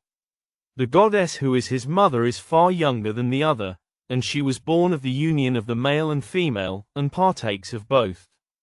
But the offspring of the heavenly Aphrodite is derived from a mother in whose birth the female has no part, she is from the male only. This is that love which is of youths, and the goddess being older, there is nothing of wantonness in her. Those who are inspired by this love turn to the male, and delight in him who is the more valiant and intelligent nature. Anyone may recognize the pure enthusiasts in the very character of their attachments. For they love not boys, but intelligent beings whose reason is beginning to be developed, much about the time at which their beards begin to grow.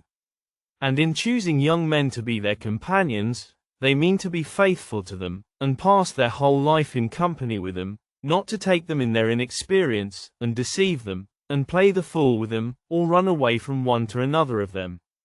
But the love of young boys should be forbidden by law, because their future is uncertain.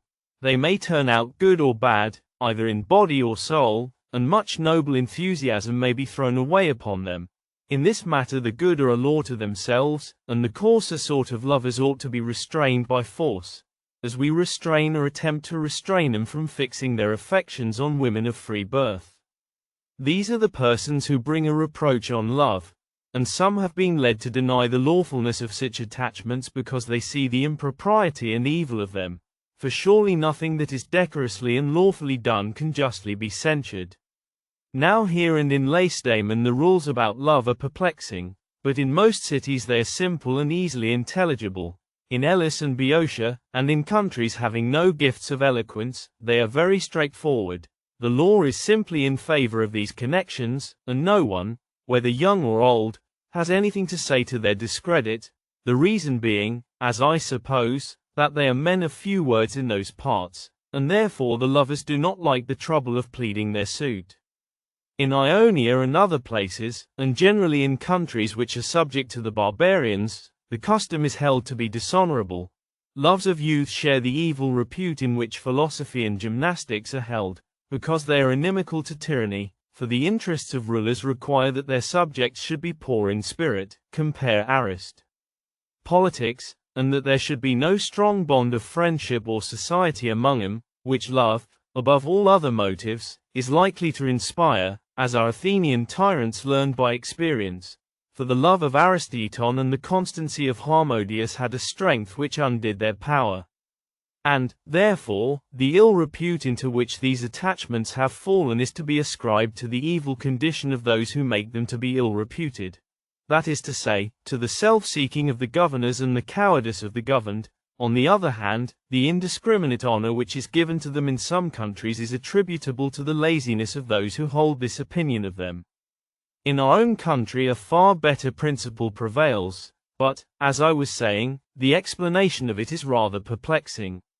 For, observe that open loves are held to be more honorable than secret ones, and that the love of the noblest and highest, even if their persons are less beautiful than others, is especially honorable. Consider, too, how great is the encouragement which all the world gives to the lover. Neither is he supposed to be doing anything dishonorable, but if he succeeds he is praised, and if he fail he is blamed. And in the pursuit of his love the custom of mankind allows him to do many strange things, which philosophy would bitterly censure if they were done from any motive of interest, or wish for office or power. He may pray, and entreat, and supplicate, and swear, and lie on a mat at the door, and endure a slavery worse than that of any slave. In any other case friends and enemies would be equally ready to prevent him, but now there is no friend who will be ashamed of him and admonish him, and no enemy will charge him with meanness or flattery. The actions of a lover have a grace which ennobles them, and custom has decided that they are highly commendable and that there is no loss of character in them.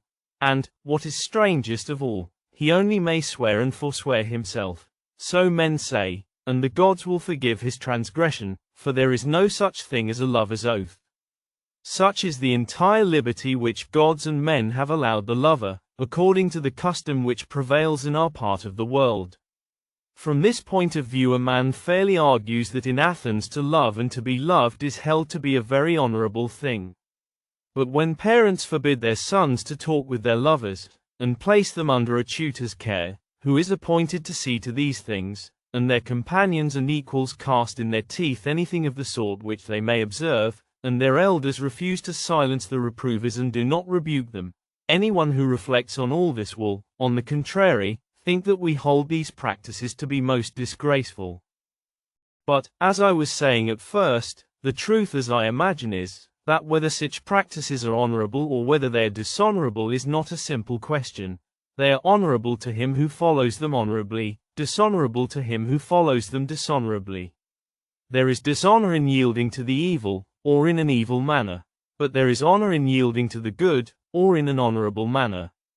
Evil is the vulgar lover who loves the body rather than the soul, inasmuch as he is not even stable, because he loves a thing which is in itself unstable, and therefore when the bloom of youth which he was desiring is over, he takes wing and flies away, in spite of all his words and promises, whereas the love of the noble disposition is lifelong, for it becomes one with the everlasting. The custom of our country would have both of them proven well and truly, and would have us yield to the one sort of lover and avoid the other, and therefore encourages some to pursue, and others to fly, testing both the lover and beloved in contests and trials, until they show to which of the two classes they respectively belong.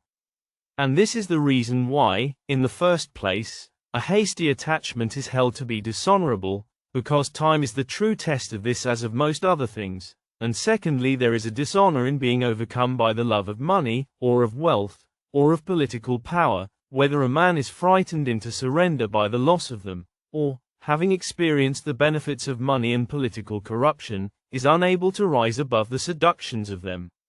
For none of these things are of a permanent or lasting nature, not to mention that no generous friendship ever sprang from them. There remains, then, only one way of honorable attachment which custom allows in the beloved, and this is the way of virtue.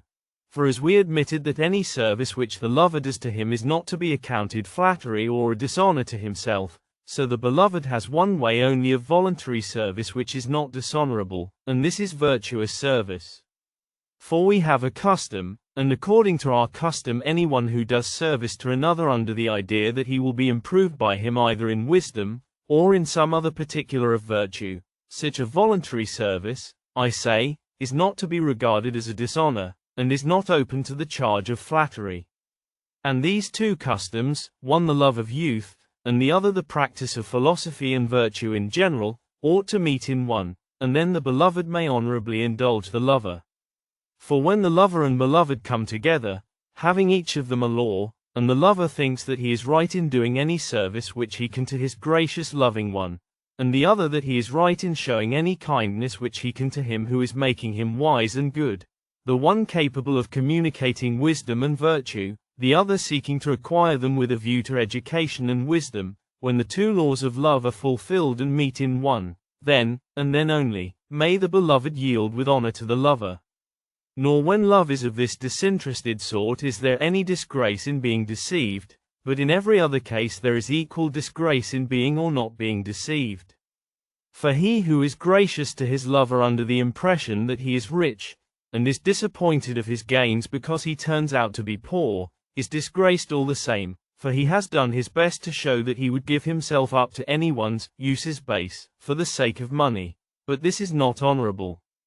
And on the same principle he who gives himself to a lover because he is a good man, and in the hope that he will be improved by his company, shows himself to be virtuous, even though the object of his affection turn out to be a villain, and to have no virtue.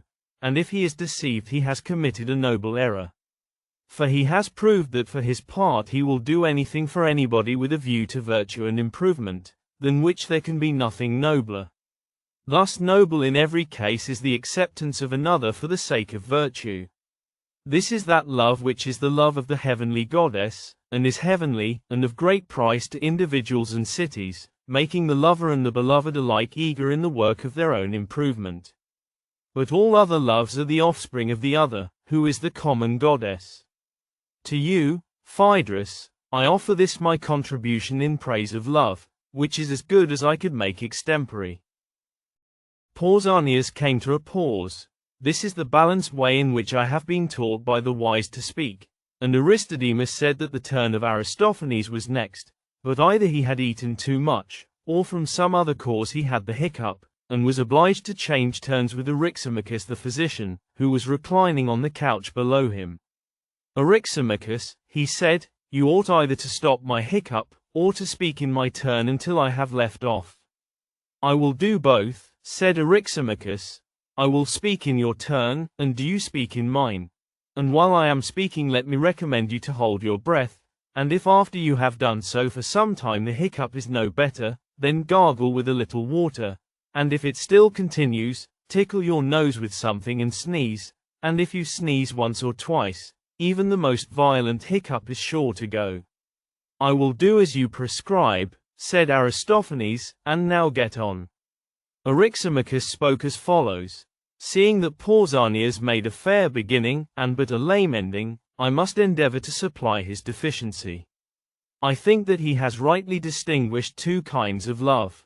But my art further informs me that the double love is not merely an affection of the soul of man towards the fair, or towards anything, but is to be found in the bodies of all animals and in productions of the earth, and I may say in all that is. Such is the conclusion which I seem to have gathered from my own art of medicine, whence I learn how great and wonderful and universal is the deity of love, whose empire extends over all things, divine as well as human. And from medicine I will begin that I may do honor to my art. There are in the human body these two kinds of love, which are confessedly different and unlike, and being unlike, they have loves and desires which are unlike, and the desire of the healthy is one, and the desire of the diseased is another, and as Pausanias was just now saying that to indulge good men is honorable, and bad men dishonorable, so too in the body the good and healthy elements are to be indulged, and the bad elements and the elements of disease are not to be indulged, but discouraged. And this is what the physician has to do, and in this the art of medicine consists, for medicine may be regarded generally as the knowledge of the loves and desires of the body, and how to satisfy them or not. And the best physician is he who is able to separate fair love from foul, or to convert one into the other, and he who knows how to eradicate and how to implant love, whichever is required, and can reconcile the most hostile elements in the constitution and make them loving friends, is a skillful practitioner. Now the most hostile are the most opposite, such as hot and cold, bitter and sweet, moist and dry, and the like. And my ancestor, Asclepius, knowing how to implant friendship and accord in these elements, was the creator of our art, as our friends the poets here tell us, and I believe them. and not only medicine in every branch but the arts of gymnastic and husbandry are under his dominion. Anyone who pays the least attention to the subject will also perceive that in music there is the same reconciliation of opposites, and I suppose that this must have been the meaning of Heracleitus, although his words are not accurate, for he says that the one is united by disunion, like the harmony of the bow and the lyre. Now there is an absurdity saying that harmony is discord or is composed of elements which are still in a state of discord. But what he probably meant was that harmony is composed of differing notes of higher or lower pitch which disagreed once, but are now reconciled by the art of music, for if the higher and lower notes still disagreed, there could be no harmony, clearly not. For harmony is a symphony, and symphony is an agreement. But an agreement of disagreements while they disagree there cannot be. You cannot harmonize that which disagrees. In like manner rhythm is compounded of elements short and long, once differing and now in accord, which accordance, as in the former instance, medicine, so in all these other cases, music implants, making love and unison to grow up among them, and thus music, too, is concerned with the principles of love in their application to harmony and rhythm. Again, in the essential nature of harmony and rhythm there is no difficulty in discerning love which has not yet become double. But when you want to use them in actual life, either in the composition of songs or in the correct performance of airs or meters composed already, which latter is called education, then the difficulty begins, and the good artist is needed. Then the old tale has to be repeated of fair and heavenly love, the love of Urania the fair and heavenly muse, and of the duty of accepting the temperate, and those who are as yet intemperate only that they may become temperate, and of preserving their love. And again, of the vulgar polyhymnia, who must be used with circumspection that the pleasure be enjoyed, but may not generate licentiousness. Just as in my own art it is a great matter so to regulate the desires of the epicure that he may gratify his tastes without the attendant evil of disease. Whence I infer that in music, in medicine, in all other things human as well as divine, both loves ought to be noted as far as may be, for they are both present. The course of the seasons is also full of both these principles. And when, as I was saying, the elements of hot and cold, moist and dry, attain the harmonious love of one another and blend in temperance and harmony, they bring to men, animals, and plants health and plenty, and do them no harm. Whereas the wanton love, getting the upper hand and affecting the seasons of the year, is very destructive and injurious, being the source of pestilence, and bringing many other kinds of diseases on animals and plants. For hoar frost and hail and blight spring from the excesses and disorders of these elements of love, which to know in relation to the revolutions of the heavenly bodies and the seasons of the year is termed astronomy. Furthermore, all sacrifices and the whole province of divination, which is the art of communion between gods and men, these, I say, are concerned only with the preservation of the good and the cure of the evil love. For all manner of impiety is likely to ensue if, instead of accepting and honoring and reverencing the harmonious love in all his actions, a man honors the other love, whether in his feelings towards gods or parents, towards the living or the dead. Wherefore the business of divination is to see to these loves and to heal them, and divination is the peacemaker of gods and men, working by a knowledge of the religious or irreligious tendencies which exist in human loves. Such is the great and mighty, or rather omnipotent force of love in general. And the love, more especially, which is concerned with the good, and which is perfected in company with temperance and justice, whether among gods or men, has the greatest power, and is the source of all our happiness and harmony, and makes us friends with the gods who are above us, and with one another. I dare say that I too have omitted several things which might be said in praise of love, but this was not intentional, and you, Aristophanes, may now supply the omission or take some other line of commendation, for I perceive that you are rid of the hiccup. Yes, said Aristophanes, who followed, the hiccup is gone. Not, however, until I applied the sneezing, and I wonder whether the harmony of the body has a love of such noises and ticklings, for I no sooner applied the sneezing than I was cured. Eryximachus said, Beware, friend Aristophanes, although you are going to speak, you are making fun of me. and I shall have to watch and see whether I cannot have a laugh at your expense, when you might speak in peace. You are right, said Aristophanes, laughing. I will unsay my words, but do you please not to watch me, as I fear that in the speech which I am about to make, instead of others laughing with me, which is to the manner born of our muse and would be all the better, I shall only be laughed at by them. Do you expect to shoot your bolt and escape, Aristophanes? Well, perhaps if you are very careful and bear in mind that you will be called to account, I may be induced to let you off. Aristophanes professed to open another vein of discourse. He had a mind to praise love in another way, unlike that either of Pausanias or Eryximachus. Mankind, he said, judging by their neglect of him, have never, as I think, at all understood the power of love. For if they had understood him they would surely have built noble temples and altars, and offered solemn sacrifices in his honor. But this is not done, and most certainly ought to be done, since of all the gods he is the best friend of men, the helper and the healer of the ills which are the great impediment to the happiness of the race. I will try to describe his power to you, and you shall teach the rest of the world what I am teaching you. In the first place, let me treat of the nature of man and what has happened to it, for the original human nature was not like the present, but different. The sexes were not two as they are now, but originally three in number.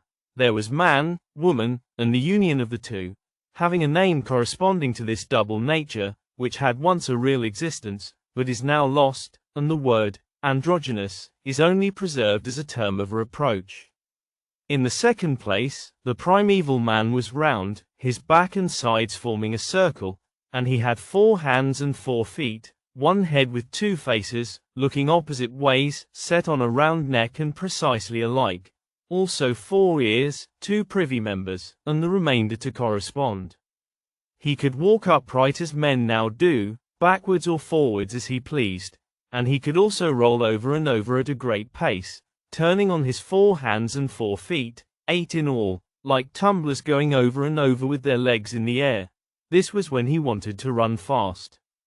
Now the sexes were 3, and such as I have described them, because the sun, moon, and earth are 3, and the man was originally the child of the sun, the woman of the earth, and the man-woman of the moon, which is made up of sun and earth, and they were all round and moved round and round like their parents. Terrible was their might and strength, and the thoughts of their hearts were great, and they made an attack upon the gods.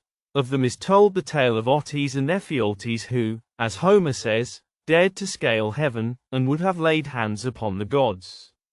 Doubt reigned in the celestial councils. Should they kill them and annihilate the race with thunderbolts, as they had done the giants, then there would be an end of the sacrifices and worship which men offered to them.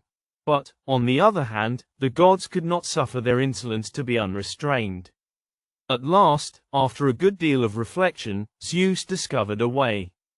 He said, "Methinks I have a plan which will humble their pride and improve their manners. Men shall continue to exist, but I will cut them in 2 and then they will be diminished in strength and increased in numbers. This will have the advantage of making them more profitable to us. They shall walk upright on 2 legs, and if they continue insolent and will not be quiet, I will split them again and they shall hop about on a single leg." He spoke and cut men in 2, like a sorb apple which is halved for pickling, or as you might divide an egg with a hair. And as he cut them one after another, he bade Apollo give the face and the half of the neck a turn in order that the man might contemplate the section of himself. He would thus learn a lesson of humility. Apollo was also bidden to heal their wounds and compose their forms.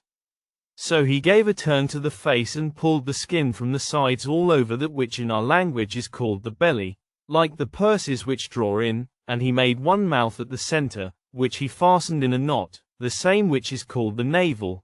He also molded the breast and took out most of the wrinkles, much as a shoemaker might smooth leather upon a last. He left a few, however, in the region of the belly and navel, as a memorial of the primeval state. After the division the 2 parts of man, each desiring his other half, came together, and throwing their arms about one another, entwined in mutual embraces, longing to grow into one, they were on the point of dying from hunger and self-neglect, because they did not like to do anything apart, and when one of the halves died and the other survived, the survivor sought another mate, man or woman as we call them, being the sections of entire men or women, and clung to that. They were being destroyed, when Zeus in pity of them invented a new plan. He turned the parts of generation round to the front, for this had not been always their position, and they sowed the seed no longer as hitherto like grasshoppers in the ground, but in one another, and after the transposition the male generated in the female in order that by the mutual embraces of man and woman they might breed, and the race might continue, or if man came to man they might be satisfied, and rest, and go their ways to the business of life. So ancient is the desire of one another which is implanted in us, reuniting our original nature, making one of two, and healing the state of man. Each of us when separated, having one side only, like a flat fish, is but the indenture of a man, and he is always looking for his other half. Men who are a section of that double nature which was once called androgynous are lovers of women. Adulterers are generally of this breed, and also adulterous women who lust after men. The women who are a section of the woman do not care for men, but have female attachments. The female companions are of this sort. But they who are a section of the male follow the male, and while they are young, being slices of the original man, they hang about men and embrace them, and they are themselves the best of boys and youths, because they have the most manly nature. Some indeed assert that they are shameless, but this is not true, for they do not act thus from any want of shame, but because they are valiant and manly, and have a manly countenance, and they embrace that which is like them. And these when they grow up become our statesmen, and these only, which is a great proof of the truth of what I am saying. When they reach manhood they are lovers of youth, and are not naturally inclined to marry or beget children. If at all, they do so only in obedience to the law, but they are satisfied if they may be allowed to live with one another unwedded, and such a nature is prone to love and ready to return love, always embracing that which is akin to him. And when one of them meets with his other half, the actual half of himself, whether he be a lover of youth or a lover of another sort, the pair are lost in an amazement of love and friendship and intimacy, and one will not be out of the other's sight, as I may say, even for a moment. These are the people who pass their whole lives together, yet they could not explain what they desire of one another. For the intense yearning which each of them has towards the other does not appear to be the desire of lovers' intercourse, but of something else which the soul of either evidently desires and cannot tell, and of which she has only a dark and doubtful presentiment. Suppose Hephaestus, with his instruments, to come to the pair who are lying side by side and to say to them, "What do you people want of one another?" They would be unable to explain. And suppose further, that when he saw their perplexity he said, "Do you desire to be wholly one, always day and night to be in one another's company? For if this is what you desire, I am ready to melt you into one and let you grow together, so that being two you shall become one, and while you live a common life as if you were a single man, and after your death in the world below still be one departed soul instead of two. I ask whether this is what you lovingly desire, and whether you are satisfied to attain this." There is not a man of them who when he heard the proposal would deny or would not acknowledge that this meeting and melting into one another, this becoming one instead of two, was the very expression of his ancient need. Compare Arist. Pol. And the reason is that human nature was originally one and we were a whole, and the desire and pursuit of the whole is called love. There was a time, I say, when we were one, but now because of the wickedness of mankind God has dispersed us, as the Arcadians were dispersed into villages by the Lacedaemonians. Compare Arist. Pol. And if we are not obedient to the gods, there is a danger that we shall be split up again and go about in basso relievo, like the profile figures having only half a nose which are sculptured on monuments, and that we shall be like tallies. Wherefore let us exhort all men to piety, that we may avoid evil, and obtain the good, of which love is to us the Lord and Minister, and let no one oppose him, he is the enemy of the gods who opposes him. For if we are friends of the God and at peace with him we shall find our own true loves, which rarely happens in this world at present. I am serious, and therefore I must beg Eryximachus not to make fun or to find any allusion in what I am saying to Pausanias and Agathon, who, as I suspect, are both of the manly nature, and belong to the class which I have been describing. But my words have a wider application, they include men and women everywhere, and I believe that if our loves were perfectly accomplished, and each one returning to his primeval nature had his original true love, then our race would be happy. And if this would be best of all, the best in the next degree and under present circumstances must be the nearest approach to such an union, and that will be the attainment of a congenial love. Wherefore, if we would praise him who has given to us the benefit, we must praise the God Love, who is our greatest benefactor, both leading us in this life back to our own nature, and giving us high hopes for the future, for he promises that if we are pious, he will restore us to our original state, and heal us and make us happy and blessed. This, Eryximachus, is my discourse of love, which, although different to yours, I must beg you to leave unassailed by the shafts of your ridicule, in order that each may have his turn. Each, or rather either, for Agathon and Socrates are the only ones left. Indeed, I am not going to attack you, said Eryximachus, for I thought your speech charming, and did I not know that Agathon and Socrates are masters in the art of love, I should be really afraid that they would have nothing to say, after the world of things which have been said already. But, for all that, I am not without hopes. Socrates said, you played your part well, Eryximachus, but if you were as I am now, or rather as I shall be when Agathon has spoken, you would, indeed, be in a great strait.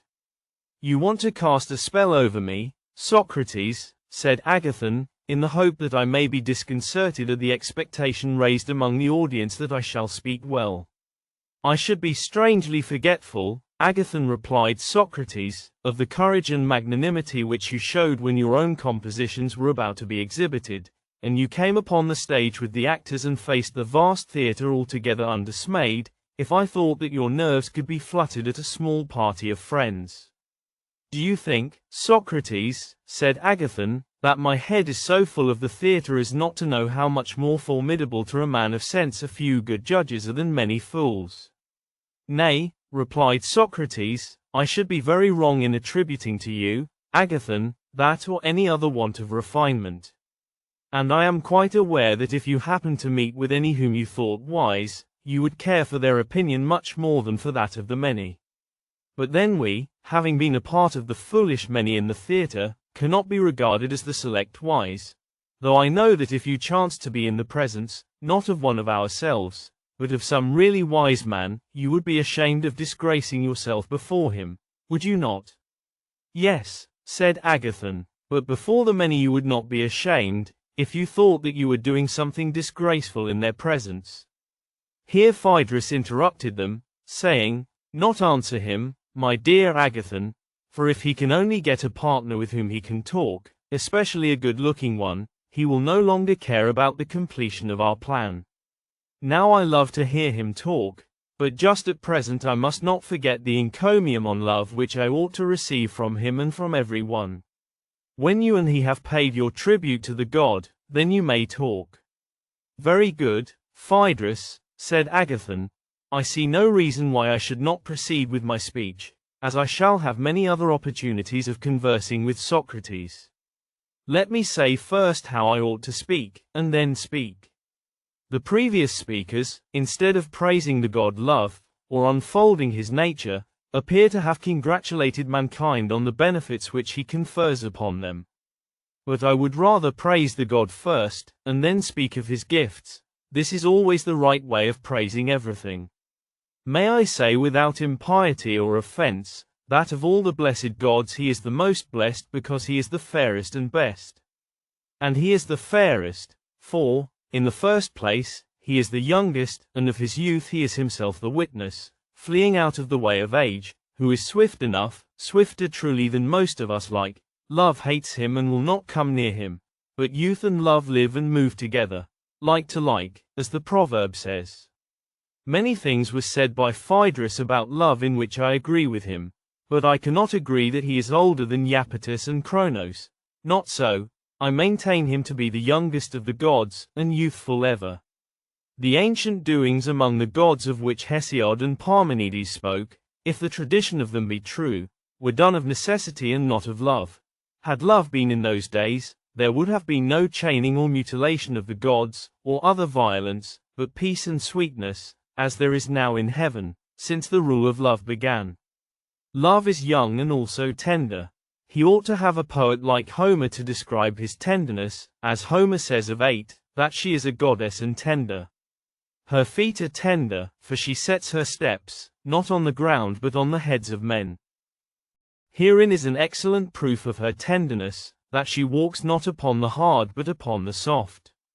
Let us adduce a similar proof of the tenderness of love, for he walks not upon the earth, nor yet upon the skulls of men, which are not so very soft, but in the hearts and souls of both gods and men, which are of all things the softest. In them he walks and dwells and makes his home.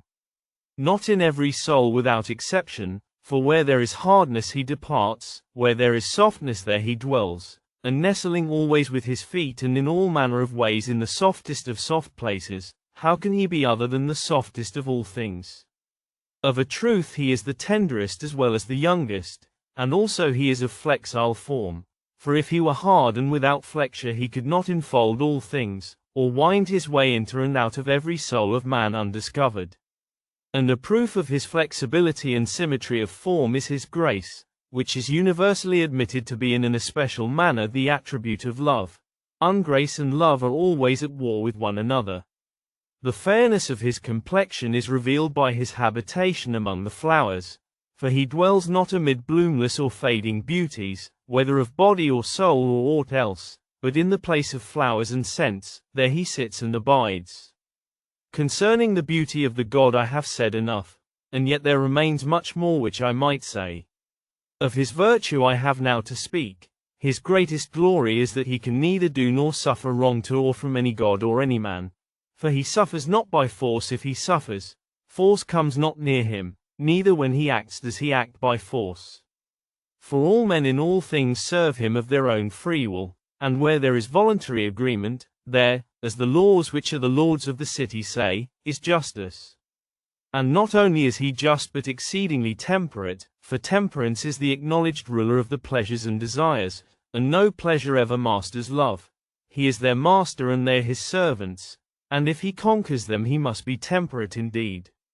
As to courage, even the god of war is no match for him.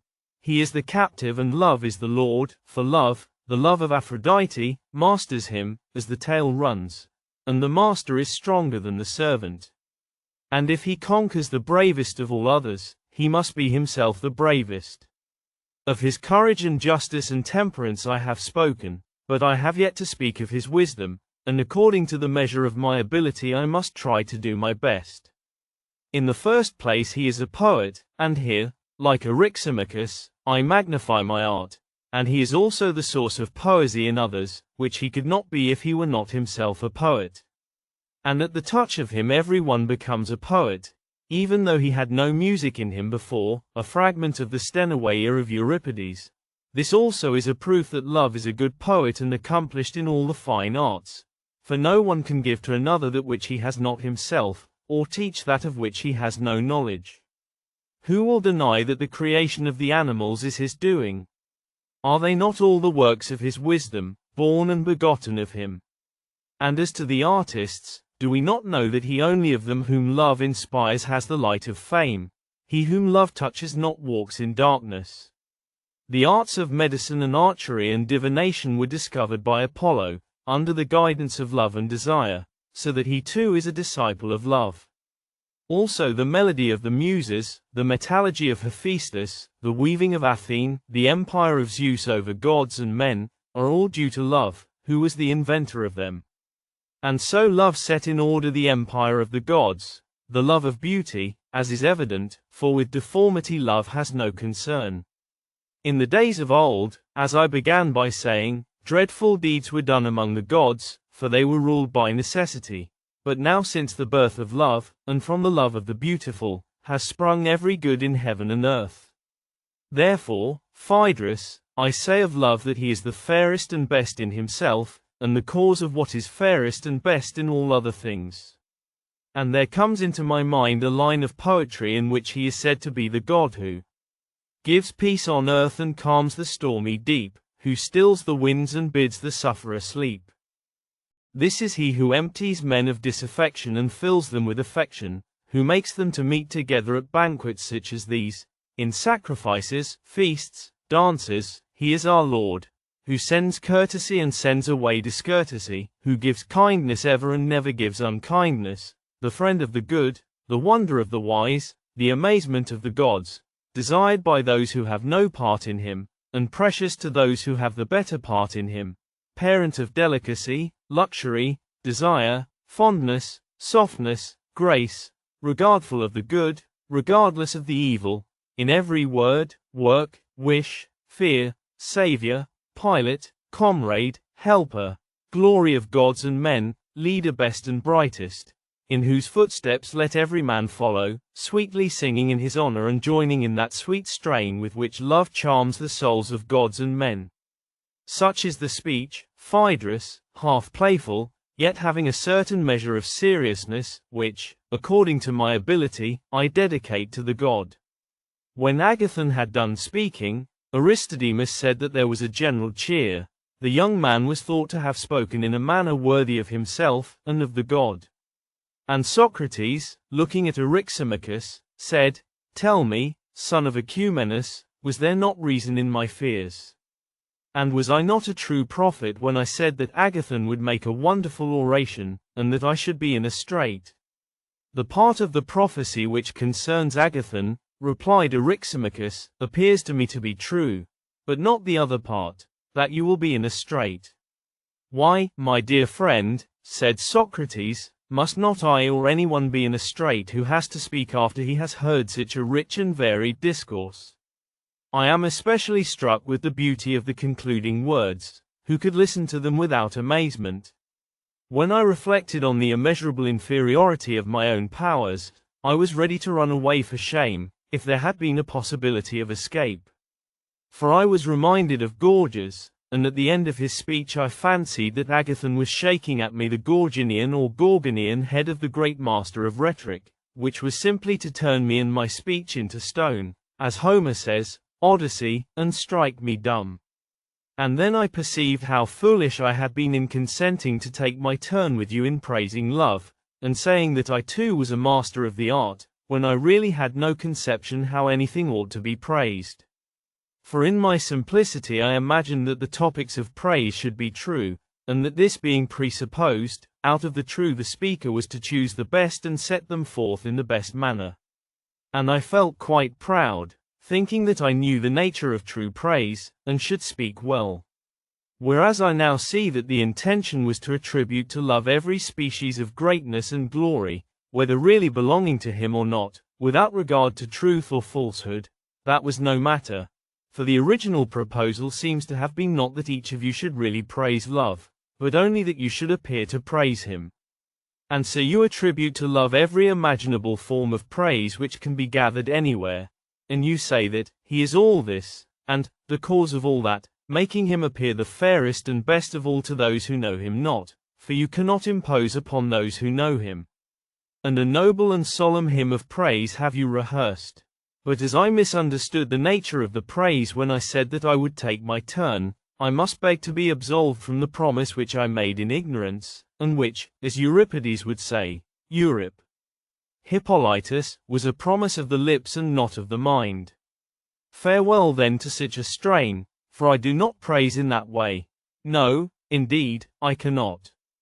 But if you like to hear the truth about love, I am ready to speak in my own manner, though I will not make myself ridiculous by entering into any rivalry with you. Say then, Phaedrus, whether you would like to have the truth about love, spoken in any words and in any order which may happen to come into my mind at the time. Will that be agreeable to you? Aristodemus said that Phaedrus and the company bid him speak in any manner which he thought best. Then, he added, let me have your permission first to ask Agathon a few more questions, in order that I may take his admissions as the premises of my discourse. I grant the permission, said Phaedrus, put your questions. Socrates then proceeded as follows. In the magnificent oration which you have just uttered, I think that you were right, my dear Agathon, in proposing to speak of the nature of love first and afterwards of his works. That is a way of beginning which I very much approve. And as you have spoken so eloquently of his nature, may I ask you further, whether love is the love of something or of nothing? And here I must explain myself. I do not want you to say that love is the love of a father or the love of a mother. That would be ridiculous, but to answer as you would, if I asked is a father of something? To which you would find no difficulty in replying, of a son or daughter, and the answer would be right. Very true, said Agathon. And you would say the same of a mother. He assented. Yet let me ask you one more question in order to illustrate my meaning. Is not a brother to be regarded essentially as a brother of something? Certainly, he replied. That is, of a brother or sister. Yes, he said. And now, said Socrates, I will ask about love. Is love of something or of nothing? Of something, surely, he replied. Keep in mind what this is, and tell me what I want to know, whether love desires that of which love is. Yes, surely. And does he possess, or does he not possess, that which he loves and desires? Probably not, I should say. Nay, replied Socrates, I would have you consider whether, necessarily, is not rather the word. The inference that he who desires something is in want of something, and that he who desires nothing is in want of nothing, is in my judgment, Agathon, absolutely and necessarily true. What do you think? I agree with you, said Agathon. Very good. Would he who is great, desire to be great, or he who is strong, desire to be strong? That would be inconsistent with our previous admissions. True, for he who is anything cannot want to be that which he is. Very true. And yet, added Socrates, if a man being strong desired to be strong, or being swift desired to be swift, or being healthy desired to be healthy, in that case he might be thought to desire something which he already has or is. I give the example in order that we may avoid misconception. For the possessors of these qualities, Agathon, must be supposed to have their respective advantages at the time, whether they choose or not, and who can desire that which he has. Therefore, when a person says, I am well and wish to be well, or I am rich and wish to be rich, and I desire simply to have what I have, to him we shall reply, you, my friend, having wealth and health and strength, want to have the continuance of them, for at this moment, whether you choose or no, you have them. And when you say, I desire that which I have and nothing else, is not your meaning that you want to have what you now have in the future? He must agree with this, must he not? He must, replied Agathon. Then, said Socrates, he desires that what he has at present may be preserved to him in the future, which is equivalent to saying that he desires something which is non-existent to him, and which as yet he has not got. Very true, he said. Then he and every one who desires that which he has not already, and which is future and not present, and which he has not, and is not, and of which he is in want. These are the sort of things which love and desire seek. Very true, he said. Then now, said Socrates, let us recapitulate the argument. First, is not love of something, and of something too which is wanting to a man? Yes, he replied. Remember further what you said in your speech, or if you do not remember I will remind you. You said that the love of the beautiful set in order the empire of the gods, for that of deformed things there is no love. Did you not say something of that kind? Yes, said Agathon. Yes, my friend, and the remark was a just one. And if this is true, love is the love of beauty and not of deformity. He assented. And the admission has been already made that love is of something which a man wants and has not. True, he said. Then love wants and has not beauty. Certainly, he replied. And would you call that beautiful which wants and does not possess beauty? Certainly not. Then would you still say that love is beautiful? Agathon replied, I fear that I did not understand what I was saying. You made a very good speech, Agathon, replied Socrates. But there is yet one small question which I would fain ask. Is not the good also the beautiful? Yes, then in wanting the beautiful, love wants also the good. I cannot refute you, Socrates, said Agathon. Let us assume that what you say is true. Say rather, beloved Agathon, that you cannot refute the truth, for Socrates is easily refuted. And now, taking my leave of you, I would rehearse a tale of love which I heard from Diotima of Mantinea. Compare one Alcibiades, a woman wise in this and in many other kinds of knowledge, who in the days of old, when the Athenians offered sacrifice before the coming of the plague, delayed the disease 10 years. She was my instructress in the art of love, and I shall repeat to you what she said to me, beginning with the admissions made by Agathon, which are nearly if not quite the same which I made to the wise woman when she questioned me.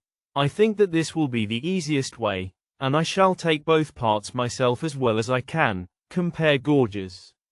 As you, Agathon, suggested, supra, I must speak first of the being and nature of love, and then of his works. First I said to her in nearly the same words which he used to me, that love was a mighty god, and likewise fair. And she proved to me as I proved to him that, by my own showing, love was neither fair nor good. What do you mean, Diotima? I said. Is love then evil and foul? Hush, she cried. Must that be foul which is not fair? Certainly, I said. And is that which is not wise, ignorant? Do you not see that there is a mean between wisdom and ignorance? And what may that be? I said. Right opinion, she replied, which, as you know, being incapable of giving a reason, is not knowledge, for how can knowledge be devoid of reason? Nor again, ignorance, for neither can ignorance attain the truth, but is clearly something which is a mean between ignorance and wisdom. Quite true, I replied. Do not then insist, she said, that what is not fair is of necessity foul, or what is not good evil.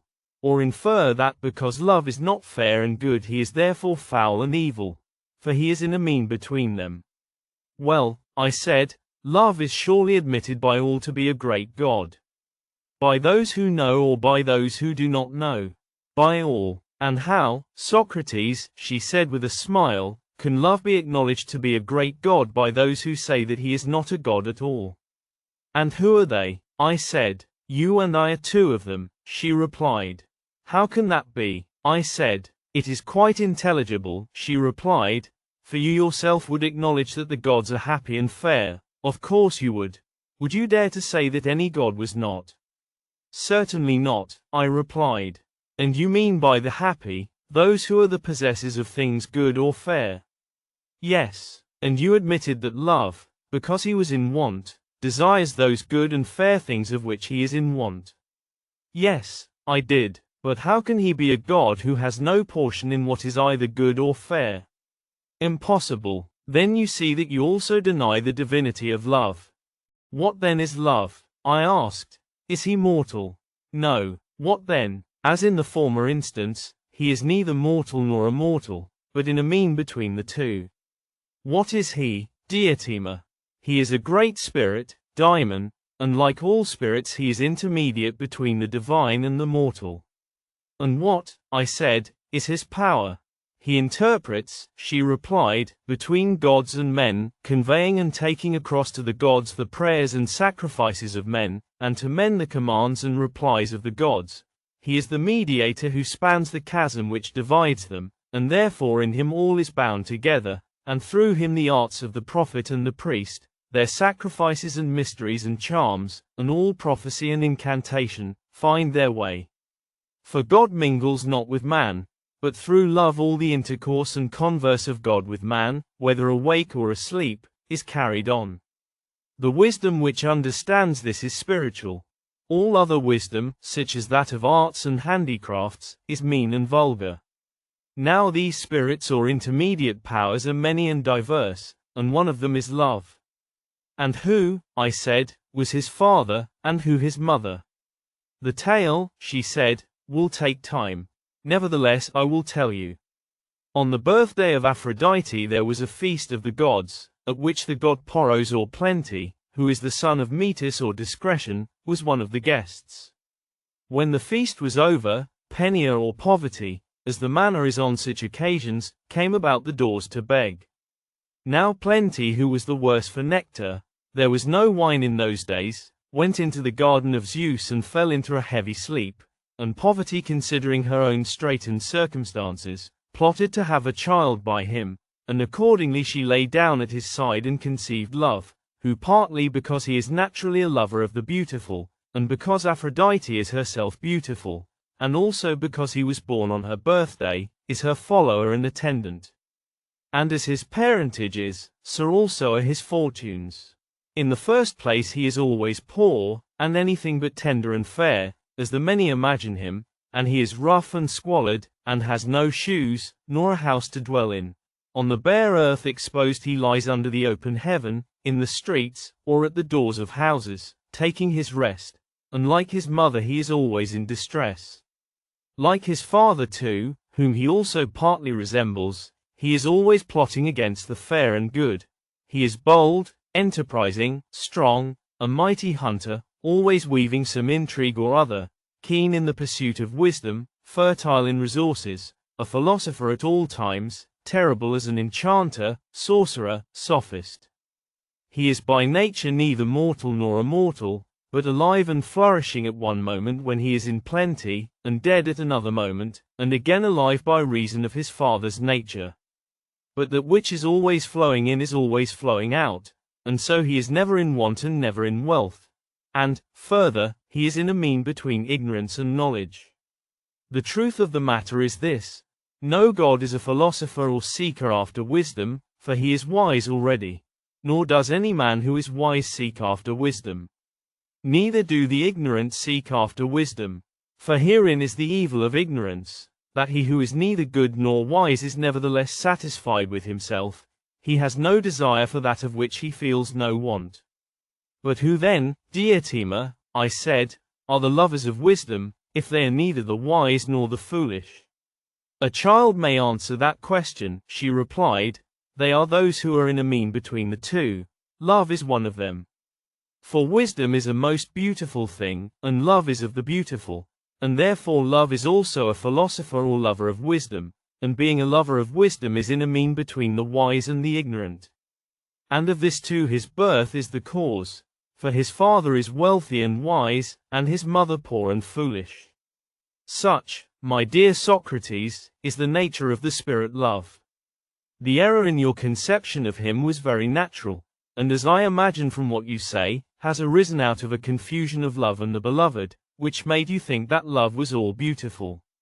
For the beloved is the truly beautiful, and delicate, and perfect, and blessed. But the principle of love is of another nature, and is such as I have described. I said, O thou stranger woman, thou sayest well. But, assuming love to be such as you say, what is the use of him to men? That, Socrates, she replied, I will attempt to unfold. Of his nature and birth I have already spoken, and you acknowledge that love is of the beautiful. But someone will say, of the beautiful in what, Socrates and Diotima? Or rather let me put the question more clearly, and ask, when a man loves the beautiful, what does he desire? I answered her, that the beautiful may be his. Still, she said, the answer suggests a further question. What is given by the possession of beauty? To what you have asked, I replied, I have no answer ready. Then, she said, let me put the word good in the place of the beautiful, and repeat the question once more. If he who loves loves the good, what is it then that he loves? The possession of the good, I said. And what does he gain who possesses the good? Happiness, I replied. There is less difficulty in answering that question. Yes, she said, the happy are made happy by the acquisition of good things. Nor is there any need to ask why a man desires happiness. The answer is already final. You are right, I said, and is this wish and this desire common to all? And do all men always desire their own good, or only some men? What say you? All men, I replied. The desire is common to all. Why, then, she rejoined, are not all men, Socrates, said to love, but only some of them? Whereas you say that all men are always loving the same things. I myself wonder, I said, why this is. There is nothing to wonder at, she replied. The reason is that one part of love is separated off and receives the name of the whole, but the other parts have other names. Give an illustration, I said. She answered me as follows. There is poetry, which, as you know, is complex and manifold. All creation or passage of non-being into being is poetry or making, and the processes of all art are creative, and the masters of arts are all poets or makers. Very true. Still, she said, you know that they are not called poets, but have other names. Only that portion of the art which is separated off from the rest, and is concerned with music and meter, is termed poetry, and they who possess poetry in this sense of the word are called poets. Very true, I said. And the same holds of love. For you may say generally that all desire of good and happiness is only the great and subtle power of love, but they who are drawn towards him by any other path, whether the path of money-making or gymnastics or philosophy, are not called lovers. The name of the whole is appropriated to those whose affection takes one form only. They alone are said to love, or to be lovers. I dare say, I replied, that you are right. Yes, she added, and you hear people say that lovers are seeking for their other half, but I say that they are seeking neither for the half of themselves, nor for the whole, unless the half or the whole be also a good. And they will cut off their own hands and feet and cast them away, if they are evil, for they love not what is their own, unless perchance there be some one who calls what belongs to him the good, and what belongs to another the evil. For there is nothing which men love but the good. Is there anything? Certainly, I should say, that there is nothing. Then, she said, the simple truth is, that men love the good. Yes, I said, to which must be added that they love the possession of the good. Yes, that must be added. And not only the possession, but the everlasting possession of the good. That must be added too. Then love, she said, may be described generally as the love of the everlasting possession of the good. That is most true. Then if this be the nature of love, can you tell me further, she said, what is the manner of the pursuit? What are they doing who show all this eagerness and heat which is called love? And what is the object which they have in view? Answer me. Nay, Diotima, I replied, if I had known, I should not have wondered at your wisdom, neither should I have come to learn from you about this very matter. Well, she said, I will teach you. The object which they have in view is birth in beauty, whether of body or soul. I do not understand you, I said. The oracle requires an explanation. I will make my meaning clearer, she replied. I mean to say, that all men are bringing to the birth in their bodies and in their souls. There is a certain age at which human nature is desirous of procreation which must be in beauty and not in deformity, and this procreation is the union of man and woman, and is a divine thing, for conception and generation are an immortal principle in the mortal creature, and in the inharmonious they can never be. But the deformed is always inharmonious with the divine, and the beautiful harmonious. Beauty, then, is the destiny or goddess of parturition who presides at birth, and therefore, when approaching beauty, the conceiving power is propitious, and diffusive, and benign, and begets and bears fruit. At the sight of ugliness she frowns and contracts and has a sense of pain, and turns away, and shrivels up, and not without a pang refrains from conception. And this is the reason why, when the hour of conception arrives, and the teeming nature is full, there is such a flutter and ecstasy about beauty whose approach is the alleviation of the pain of travail. For love, Socrates, is not, as you imagine, the love of the beautiful only. What then? The love of generation and of birth in beauty. Yes, I said. Yes, indeed, she replied. But why of generation? Because to the mortal creature, generation is a sort of eternity and immortality, she replied, and if, as has been already admitted, love is of the everlasting possession of the good, all men will necessarily desire immortality together with good, wherefore love is of immortality. All this she taught me at various times when she spoke of love. And I remember her once saying to me, what is the cause, Socrates, of love, and the attendant desire? See you not how all animals, birds, as well as beasts, in their desire of procreation, are in agony when they take the infection of love, which begins with the desire of union, whereto is added the care of offspring, on whose behalf the weakest are ready to battle against the strongest even to the uttermost, and to die for them, and will let themselves be tormented with hunger or suffer anything in order to maintain their young. Man may be supposed to act thus from reason, but why should animals have these passionate feelings? Can you tell me why? Again I replied that I did not know. She said to me, and do you expect ever to become a master in the art of love, if you do not know this? But I have told you already, Diotima, that my ignorance is the reason why I come to you, for I am conscious that I want a teacher. Tell me then the cause of this and of the other mysteries of love. Marvel not, she said, if you believe that love is of the immortal, as we have several times acknowledged. For here again, and on the same principle too, the mortal nature is seeking as far as is possible to be everlasting and immortal. And this is only to be attained by generation, because generation always leaves behind a new existence in the place of the old. Nay, even in the life of the same individual there is succession and not absolute unity. A man is called the same, and yet in the short interval which elapses between youth and age, and in which every animal is said to have life and identity, he is undergoing a perpetual process of loss and reparation. Hair, flesh, bones, blood, and the whole body are always changing. Which is true not only of the body, but also of the soul, whose habits, tempers, opinions, desires, pleasures, pains, fears, never remain the same in any one of us, but are always coming and going, and equally true of knowledge, and what is still more surprising to us mortals, not only do the sciences in general spring up and decay, so that in respect of them we are never the same, but each of them individually experiences a like change.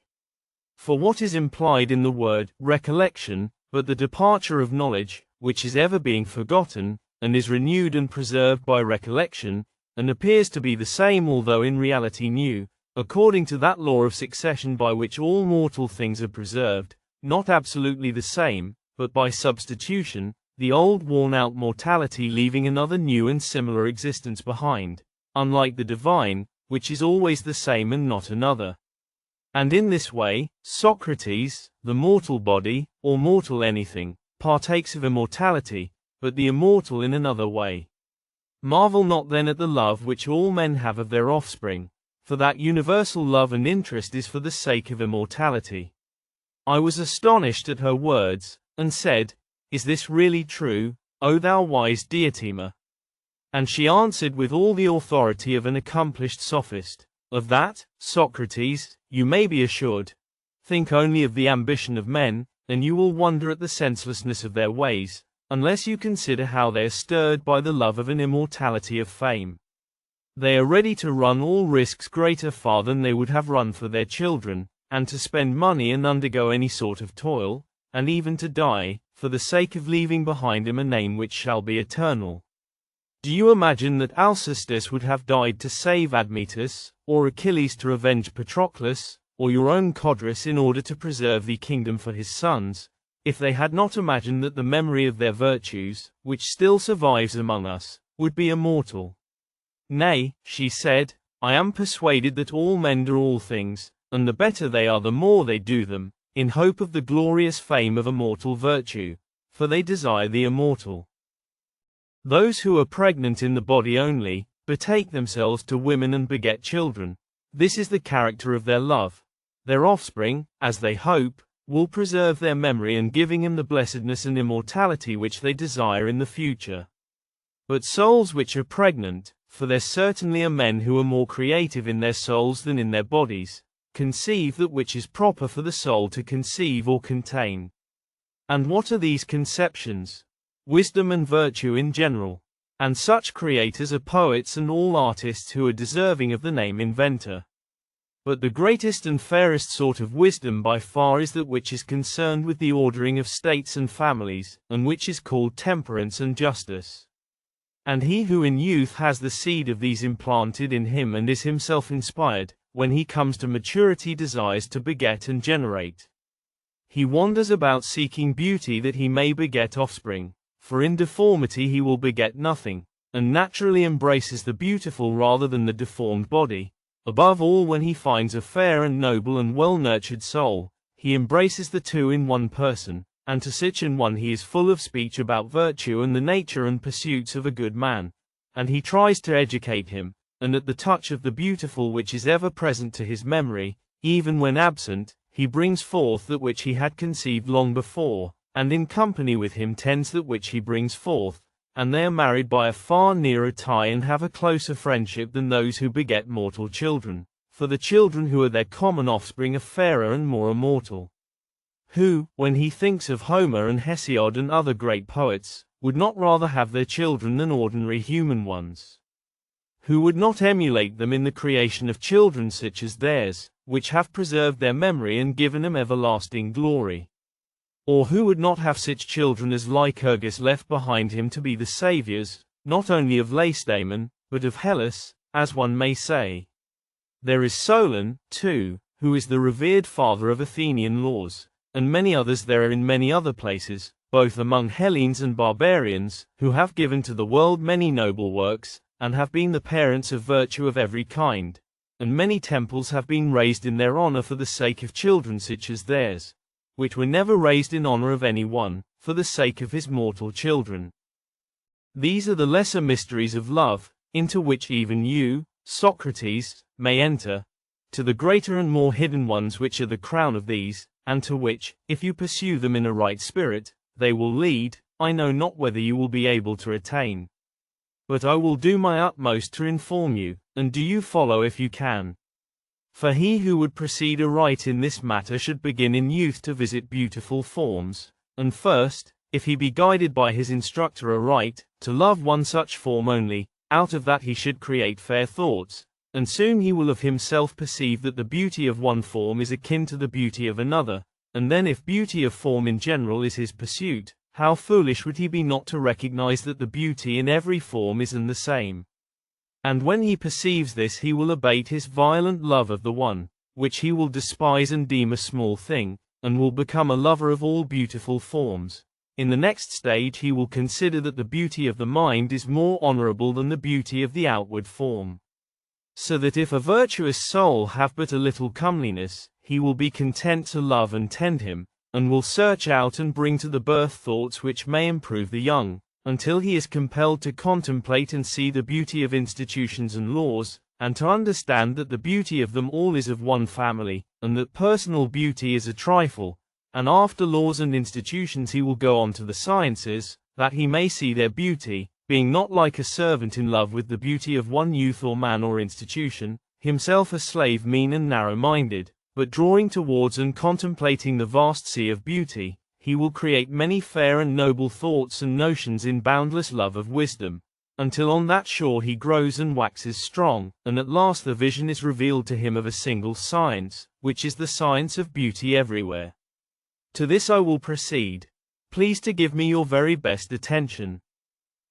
He who has been instructed thus far in the things of love, and who has learned to see the beautiful in due order and succession, when he comes toward the end will suddenly perceive a nature of wondrous beauty, and this, Socrates, is the final cause of all our former toils, a nature which in the first place is everlasting, not growing and decaying, or waxing and waning; secondly, not fair in one point of view and foul in another, or at one time or in one relation or at one place fair, at another time or in another relation or at another place foul, as if fair to some and foul to others, or in the likeness of a face or hands or any other part of the bodily frame, or in any form of speech or knowledge, or existing in any other being, as for example, in an animal, or in heaven, or in earth, or in any other place.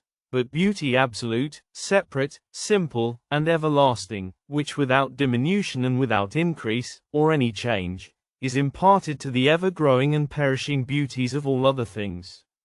He who from these ascending under the influence of true love, begins to perceive that beauty, is not far from the end. And the true order of going, or being led by another, to the things of love, is to begin from the beauties of earth and mount upwards for the sake of that other beauty, using these as steps only, and from one going on to two, and from two to all fair forms, and from fair forms to fair practices, and from fair practices to fair notions, until from fair notions he arrives at the notion of absolute beauty, and at last knows what the essence of beauty is. This, my dear Socrates, said the stranger of Mantinea, is that life above all others which man should live, in the contemplation of beauty absolute, a beauty which if you once beheld, you would see not to be after the measure of gold, and garments, and fair boys and youths, whose presence now entrances you, and you and many a one would be content to live seeing them only and conversing with them without meat or drink, if that were possible. You only want to look at them and to be with them. But what if man had eyes to see the true beauty, the divine beauty, I mean, pure and clear and unalloyed, not clogged with the pollutions of mortality and all the colors and vanities of human life, thither looking, and holding converse with the true beauty simple and divine. Remember how in that communion only, beholding beauty with the eye of the mind, he will be enabled to bring forth, not images of beauty, but realities, for he has hold not of an image but of a reality, and bringing forth and nourishing true virtue to become the friend of God and be immortal, if mortal man may. Would that be an ignoble life? Such, Phaedrus, and I speak not only to you, but to all of you, were the words of Diotima, and I am persuaded of their truth. And being persuaded of them, I try to persuade others, that in the attainment of this end human nature will not easily find a helper better than love, and therefore, also, I say that every man ought to honor him as I myself honor him, and walk in his ways, and exhort others to do the same, and praise the power and spirit of love according to the measure of my ability now and ever. The words which I have spoken, you, Phaedrus, may call an encomium of love, or anything else which you please. When Socrates had done speaking, the company applauded, and Aristophanes was beginning to say something in answer to the allusion which Socrates had made to his own speech, when suddenly there was a great knocking at the door of the house, as of revelers, and the sound of a flute girl was heard. Agathon told the attendants to go and see who were the intruders. If they are friends of ours, he said, invite them in, but if not, say that the drinking is over. A little while afterwards they heard the voice of Alcibiades resounding in the court. He was in a great state of intoxication, and kept roaring and shouting, "Where is Agathon? Lead me to Agathon," and at length, supported by the flute girl and some of his attendants, he found his way to them. "Hail, friends," he said, appearing at the door crowned with a massive garland of ivy and violets, his head flowing with ribands. "Will you have a very drunken man as a companion of your revels? Or shall I crown Agathon, which was my intention in coming, and go away? For I was unable to come yesterday, and therefore I am here today, carrying on my head these ribands, that taking them from my own head, I may crown the head of this fairest and wisest of men, as I may be allowed to call him. Will you laugh at me because I am drunk? Yet I know very well that I am speaking the truth, although you may laugh. But first tell me, if I come in shall we have the understanding of which I spoke? Supra, will you have a very drunken man? Etc. Will you drink with me or not?" The company were vociferous in begging that he would take his place among them, and Agathon specially invited him. Thereupon he was led in by the people who were with him, and as he was being led, intending to crown Agathon, he took the ribands from his own head and held them in front of his eyes.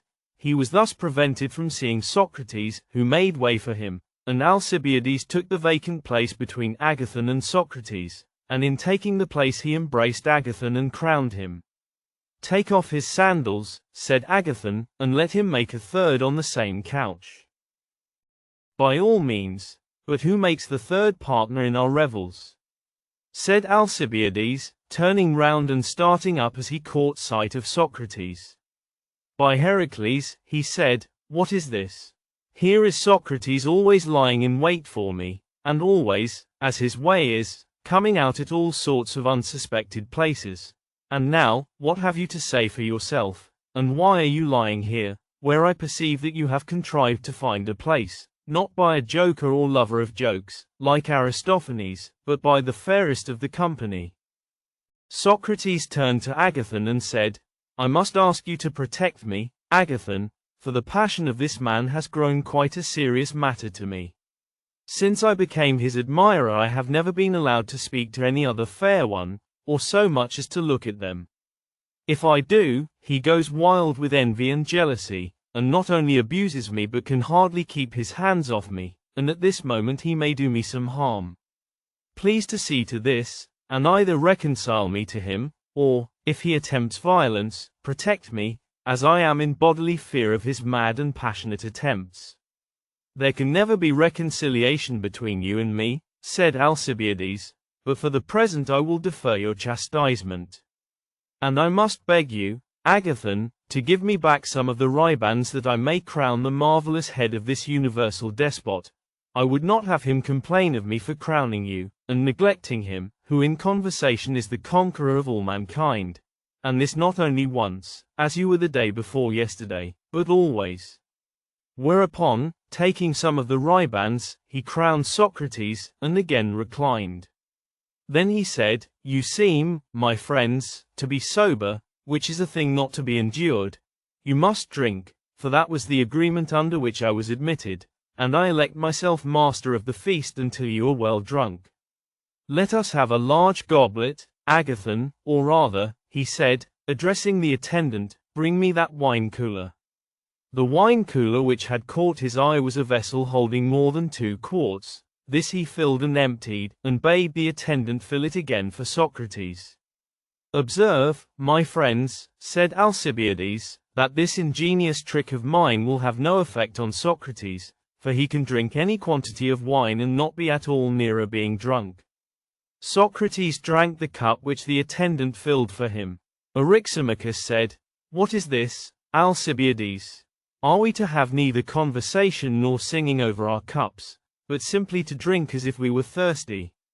Alcibiades replied, Hail, worthy son of a most wise and worthy sire. The same to you, said Eryximachus, but what shall we do? That I leave to you, said Alcibiades.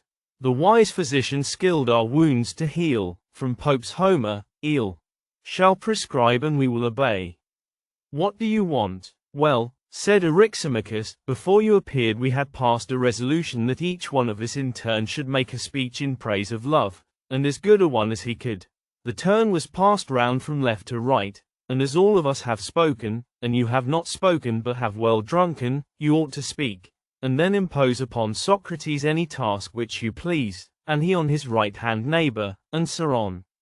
That is good, Eryximachus, said Alcibiades, and yet the comparison of a drunken man's speech with those of sober men is hardly fair, and I should like to know, sweet friend, whether you really believe what Socrates was just now saying, for I can assure you that the very reverse is the fact, and that if I praise anyone but himself in his presence, whether God or man, he will hardly keep his hands off me. For shame, said Socrates. Hold your tongue, said Alcibiades, for by Poseidon, there is no one else whom I will praise when you are of the company. Well then, said Eryximachus, if you like praise Socrates. What do you think, Eryximachus? Said Alcibiades, shall I attack him and inflict the punishment before you all? What are you about? Said Socrates. Are you going to raise a laugh at my expense? Is that the meaning of your praise? I am going to speak the truth, if you will permit me. I not only permit, but exhort you to speak the truth. Then I will begin at once, said Alcibiades, and if I say anything which is not true, you may interrupt me if you will, and say, that is a lie, though my intention is to speak the truth. But you must not wonder if I speak anyhow as things come into my mind, for the fluent and orderly enumeration of all your singularities is not a task which is easy to a man in my condition. And now, my boys, I shall praise Socrates in a figure which will appear to him to be a caricature, and yet I speak, not to make fun of him, but only for the truth's sake. I say, that he is exactly like the busts of Silenus, which are set up in the statuaries' shops, holding pipes and flutes in their mouths, and they are made to open in the middle, and have images of gods inside them. I say also that he is like Marsyas the satyr. You yourself will not deny, Socrates, that your face is like that of a satyr. Aye, and there is a resemblance in other points too. For example, you are a bully, as I can prove by witnesses, if you will not confess. And are you not a flute player? That you are, and a performer far more wonderful than Marsyas. He indeed with instruments used to charm the souls of men by the power of his breath, and the players of his music do so still, for the melodies of Olympus, compare Arist. Pol. Are derived from Marsyas who taught them, and these, whether they are played by a great master or by a miserable flute girl, have a power which no others have. They alone possess the soul and reveal the wants of those who have need of gods and mysteries, because they are divine. But you produce the same effect with your words only, and do not require the flute. That is the difference between you and him.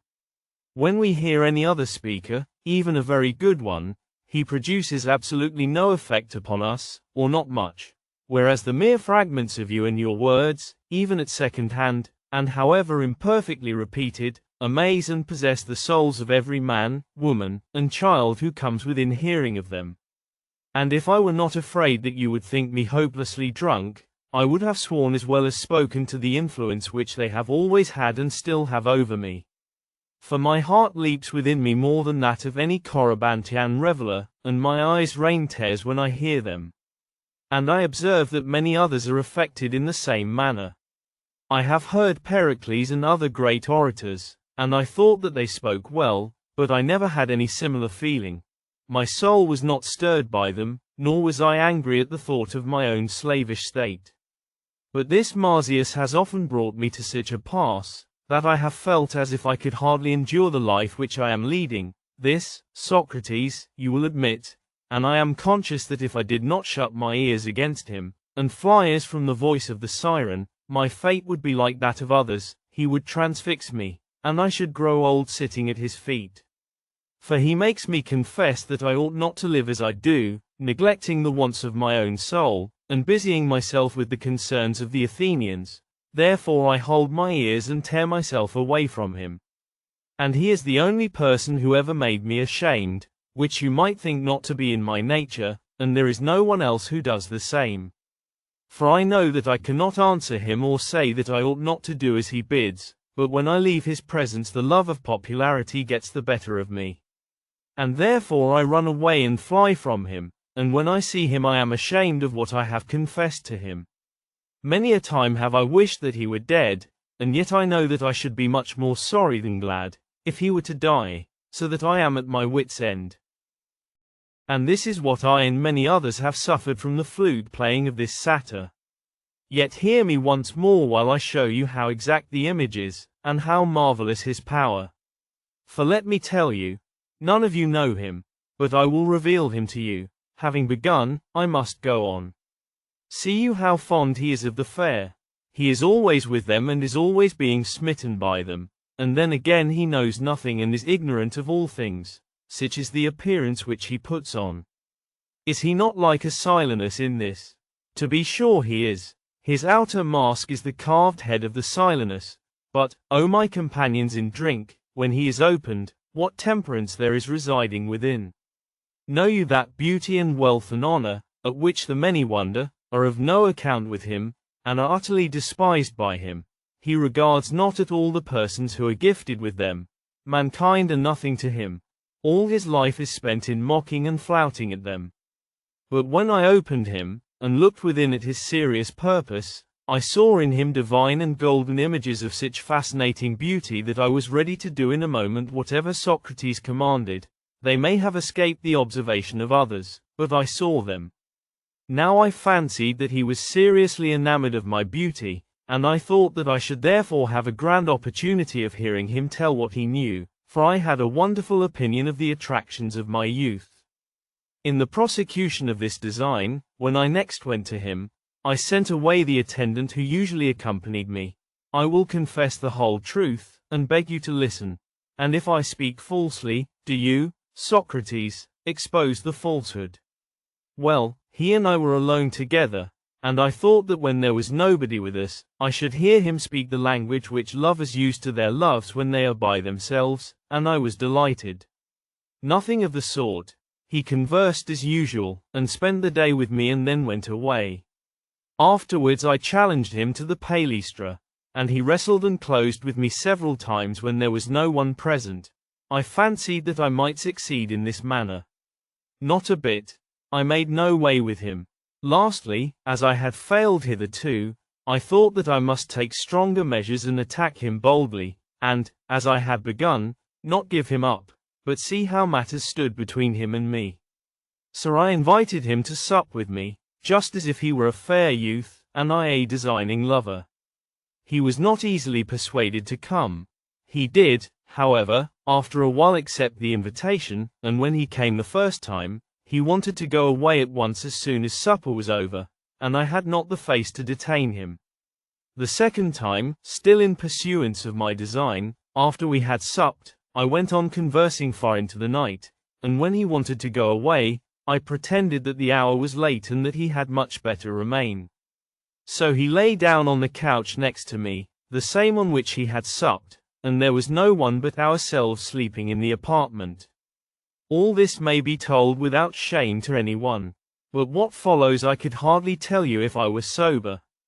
Yet as the proverb says, in vino veritas, whether with boys, or without them, in allusion to two proverbs, and therefore I must speak.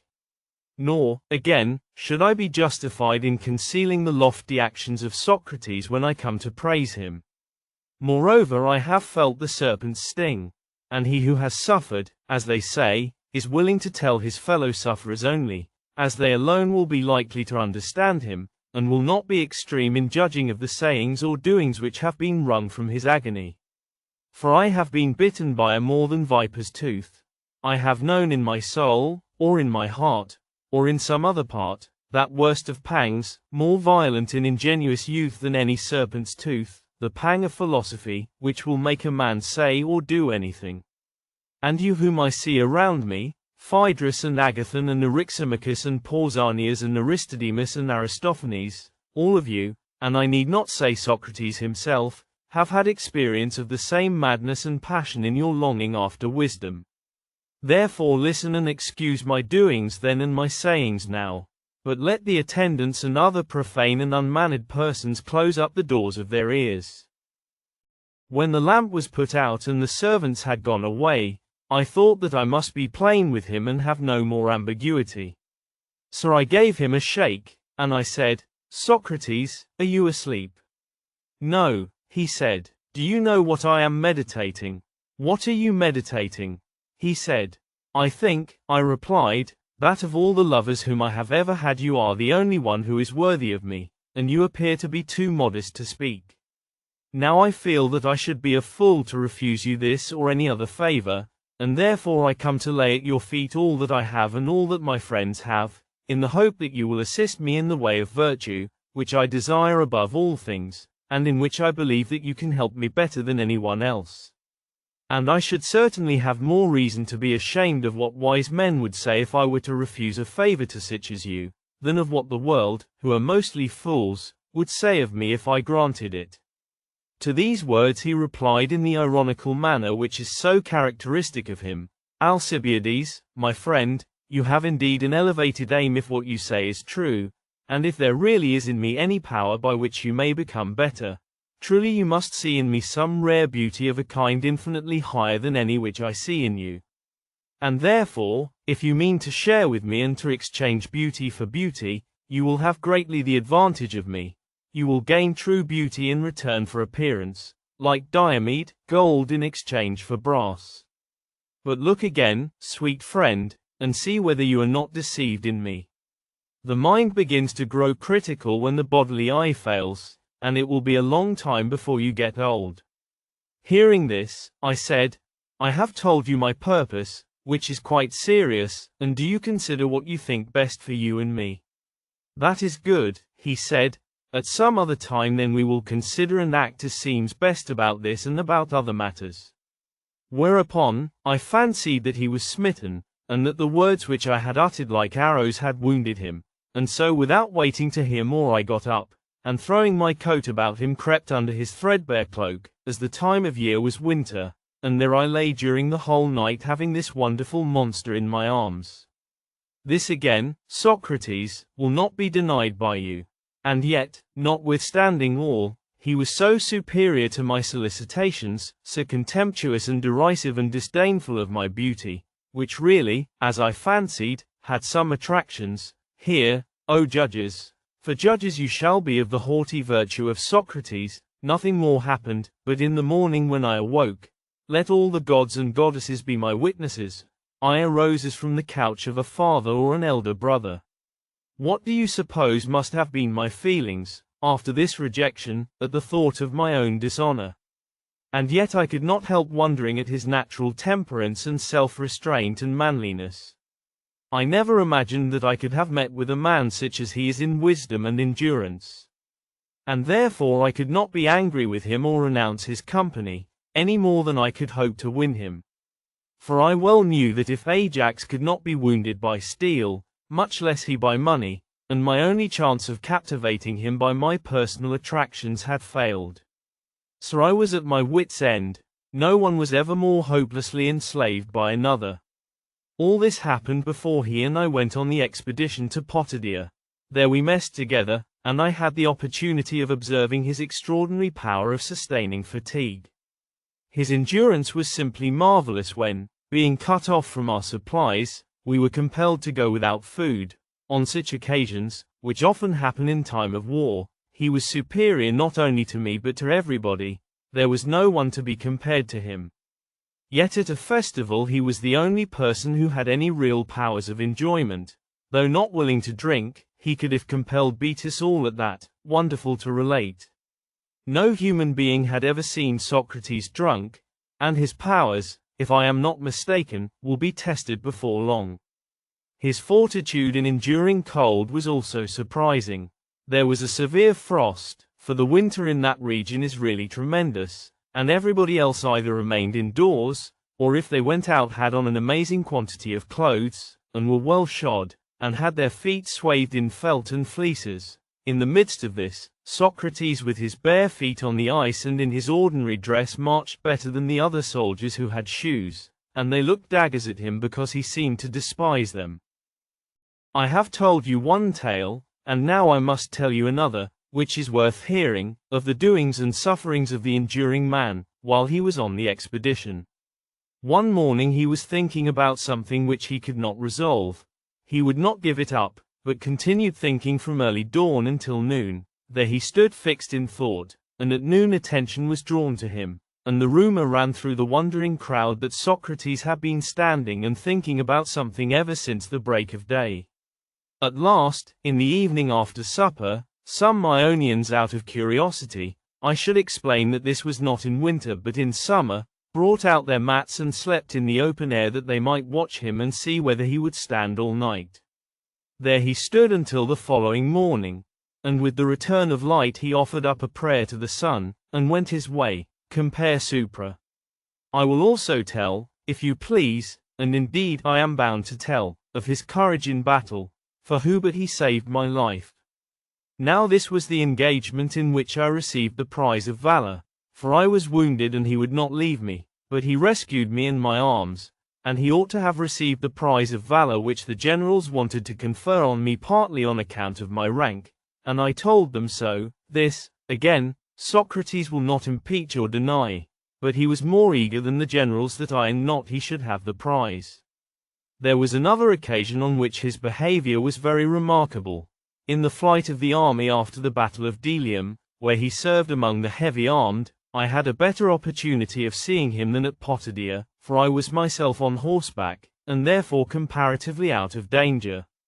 He and Laches were retreating, for the troops were in flight, and I met them and told them not to be discouraged, and promised to remain with them, and there you might see him, Aristophanes, as you describe, Aristoph.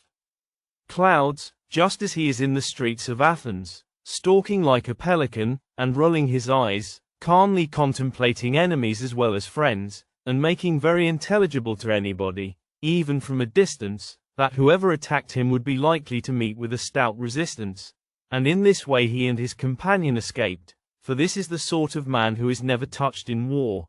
those only are pursued who are running away headlong. I particularly observed how superior he was to Laches in presence of mind. Many are the marvels which I might narrate in praise of Socrates. Most of his ways might perhaps be paralleled in another man, but his absolute unlikeness to any human being that is or ever has been is perfectly astonishing. You may imagine Brasidas and others to have been like Achilles, or you may imagine Nestor and Antenna to have been like Pericles, and the same may be said of other famous men, but of this strange being you will never be able to find any likeness, however remote, either among men who now are or who ever have been, other than that which I have already suggested of Silenus and the satyrs, and they represent in a figure not only himself, but his words. For, although I forgot to mention this to you before, his words are like the images of Silenus which open. They are ridiculous when you first hear them. He clothes himself in language that is like the skin of the wanton satyr, for his talk is of pack-asses and smiths and cobblers and curriers, and he is always repeating the same things in the same words, compare gorge, so that any ignorant or inexperienced person might feel disposed to laugh at him. But he who opens the bust and sees what is within will find that they are the only words which have a meaning in them, and also the most divine, abounding in fair images of virtue, and of the widest comprehension, or rather extending to the whole duty of a good and honorable man. This, friends, is my praise of Socrates. I have added my blame of him for his ill treatment of me, and he has ill-treated not only me, but Charmides the son of Glaucon, and Euthydemus the son of Diocles, and many others in the same way. Beginning as their lover he has ended by making them pay their addresses to him. Wherefore I say to you, Agathon, be not deceived by him, learn from me and take warning, and do not be a fool and learn by experience, as the proverb says. When Alcibiades had finished, there was a laugh at his outspokenness, for he seemed to be still in love with Socrates. You are sober, Alcibiades, said Socrates, or you would never have gone so far about to hide the purpose of your satyr's praises, for all this long story is only an ingenious circumlocution, of which the point comes in by the way at the end. You want to get up a quarrel between me and Agathon, and your notion is that I ought to love you and nobody else, and that you only ought to love Agathon. But the plot of this satiric or Solenic drama has been detected, and you must not allow him, Agathon, to set us at variance. I believe you are right, said Agathon, and I am disposed to think that his intention in placing himself between you and me was only to divide us, but he shall gain nothing by that move, for I will go and lie on the couch next to you. Yes, yes, replied Socrates, by all means come here and lie on the couch below me. Alas, said Alcibiades, how I am fooled by this man. He is determined to get the better of me at every turn. I do beseech you, allow Agathon to lie between us. Certainly not, said Socrates, as you praised me, and I in turn ought to praise my neighbor on the right. He will be out of order in praising me again when he ought rather to be praised by me, and I must entreat you to consent to this, and not be jealous, for I have a great desire to praise the youth. Hurrah! Cried Agathon, I will rise instantly, that I may be praised by Socrates. The usual way, said Alcibiades, where Socrates is, no one else has any chance with the fair. And now how readily has he invented a specious reason for attracting Agathon to himself. Agathon arose in order that he might take his place on the couch by Socrates, when suddenly a band of revelers entered, and spoiled the order of the banquet. Someone who was going out having left the door open, they had found their way in, and made themselves at home. Great confusion ensued, and every one was compelled to drink large quantities of wine. Aristodemus said that Eryximachus, Phaedrus, and others went away. He himself fell asleep, and as the nights were long took a good rest. He was awakened towards daybreak by a crowing of cocks, and when he awoke, the others were either asleep, or had gone away. There remained only Socrates, Aristophanes, and Agathon, who were drinking out of a large goblet which they passed round, and Socrates was discoursing to them. Aristodemus was only half awake, and he did not hear the beginning of the discourse. The chief thing which he remembered was Socrates compelling the other two to acknowledge that the genius of comedy was the same with that of tragedy, and that the true artist in tragedy was an artist in comedy also. To this they were constrained to assent, being drowsy, and not quite following the argument. And first of all Aristophanes dropped off, then, when the day was already dawning, Agathon. Socrates, having laid him to sleep, rose to depart, Aristodemus, as his manner was, following him. At the Lyceum he took a bath, and passed the day as usual. In the evening he retired to rest at his own home.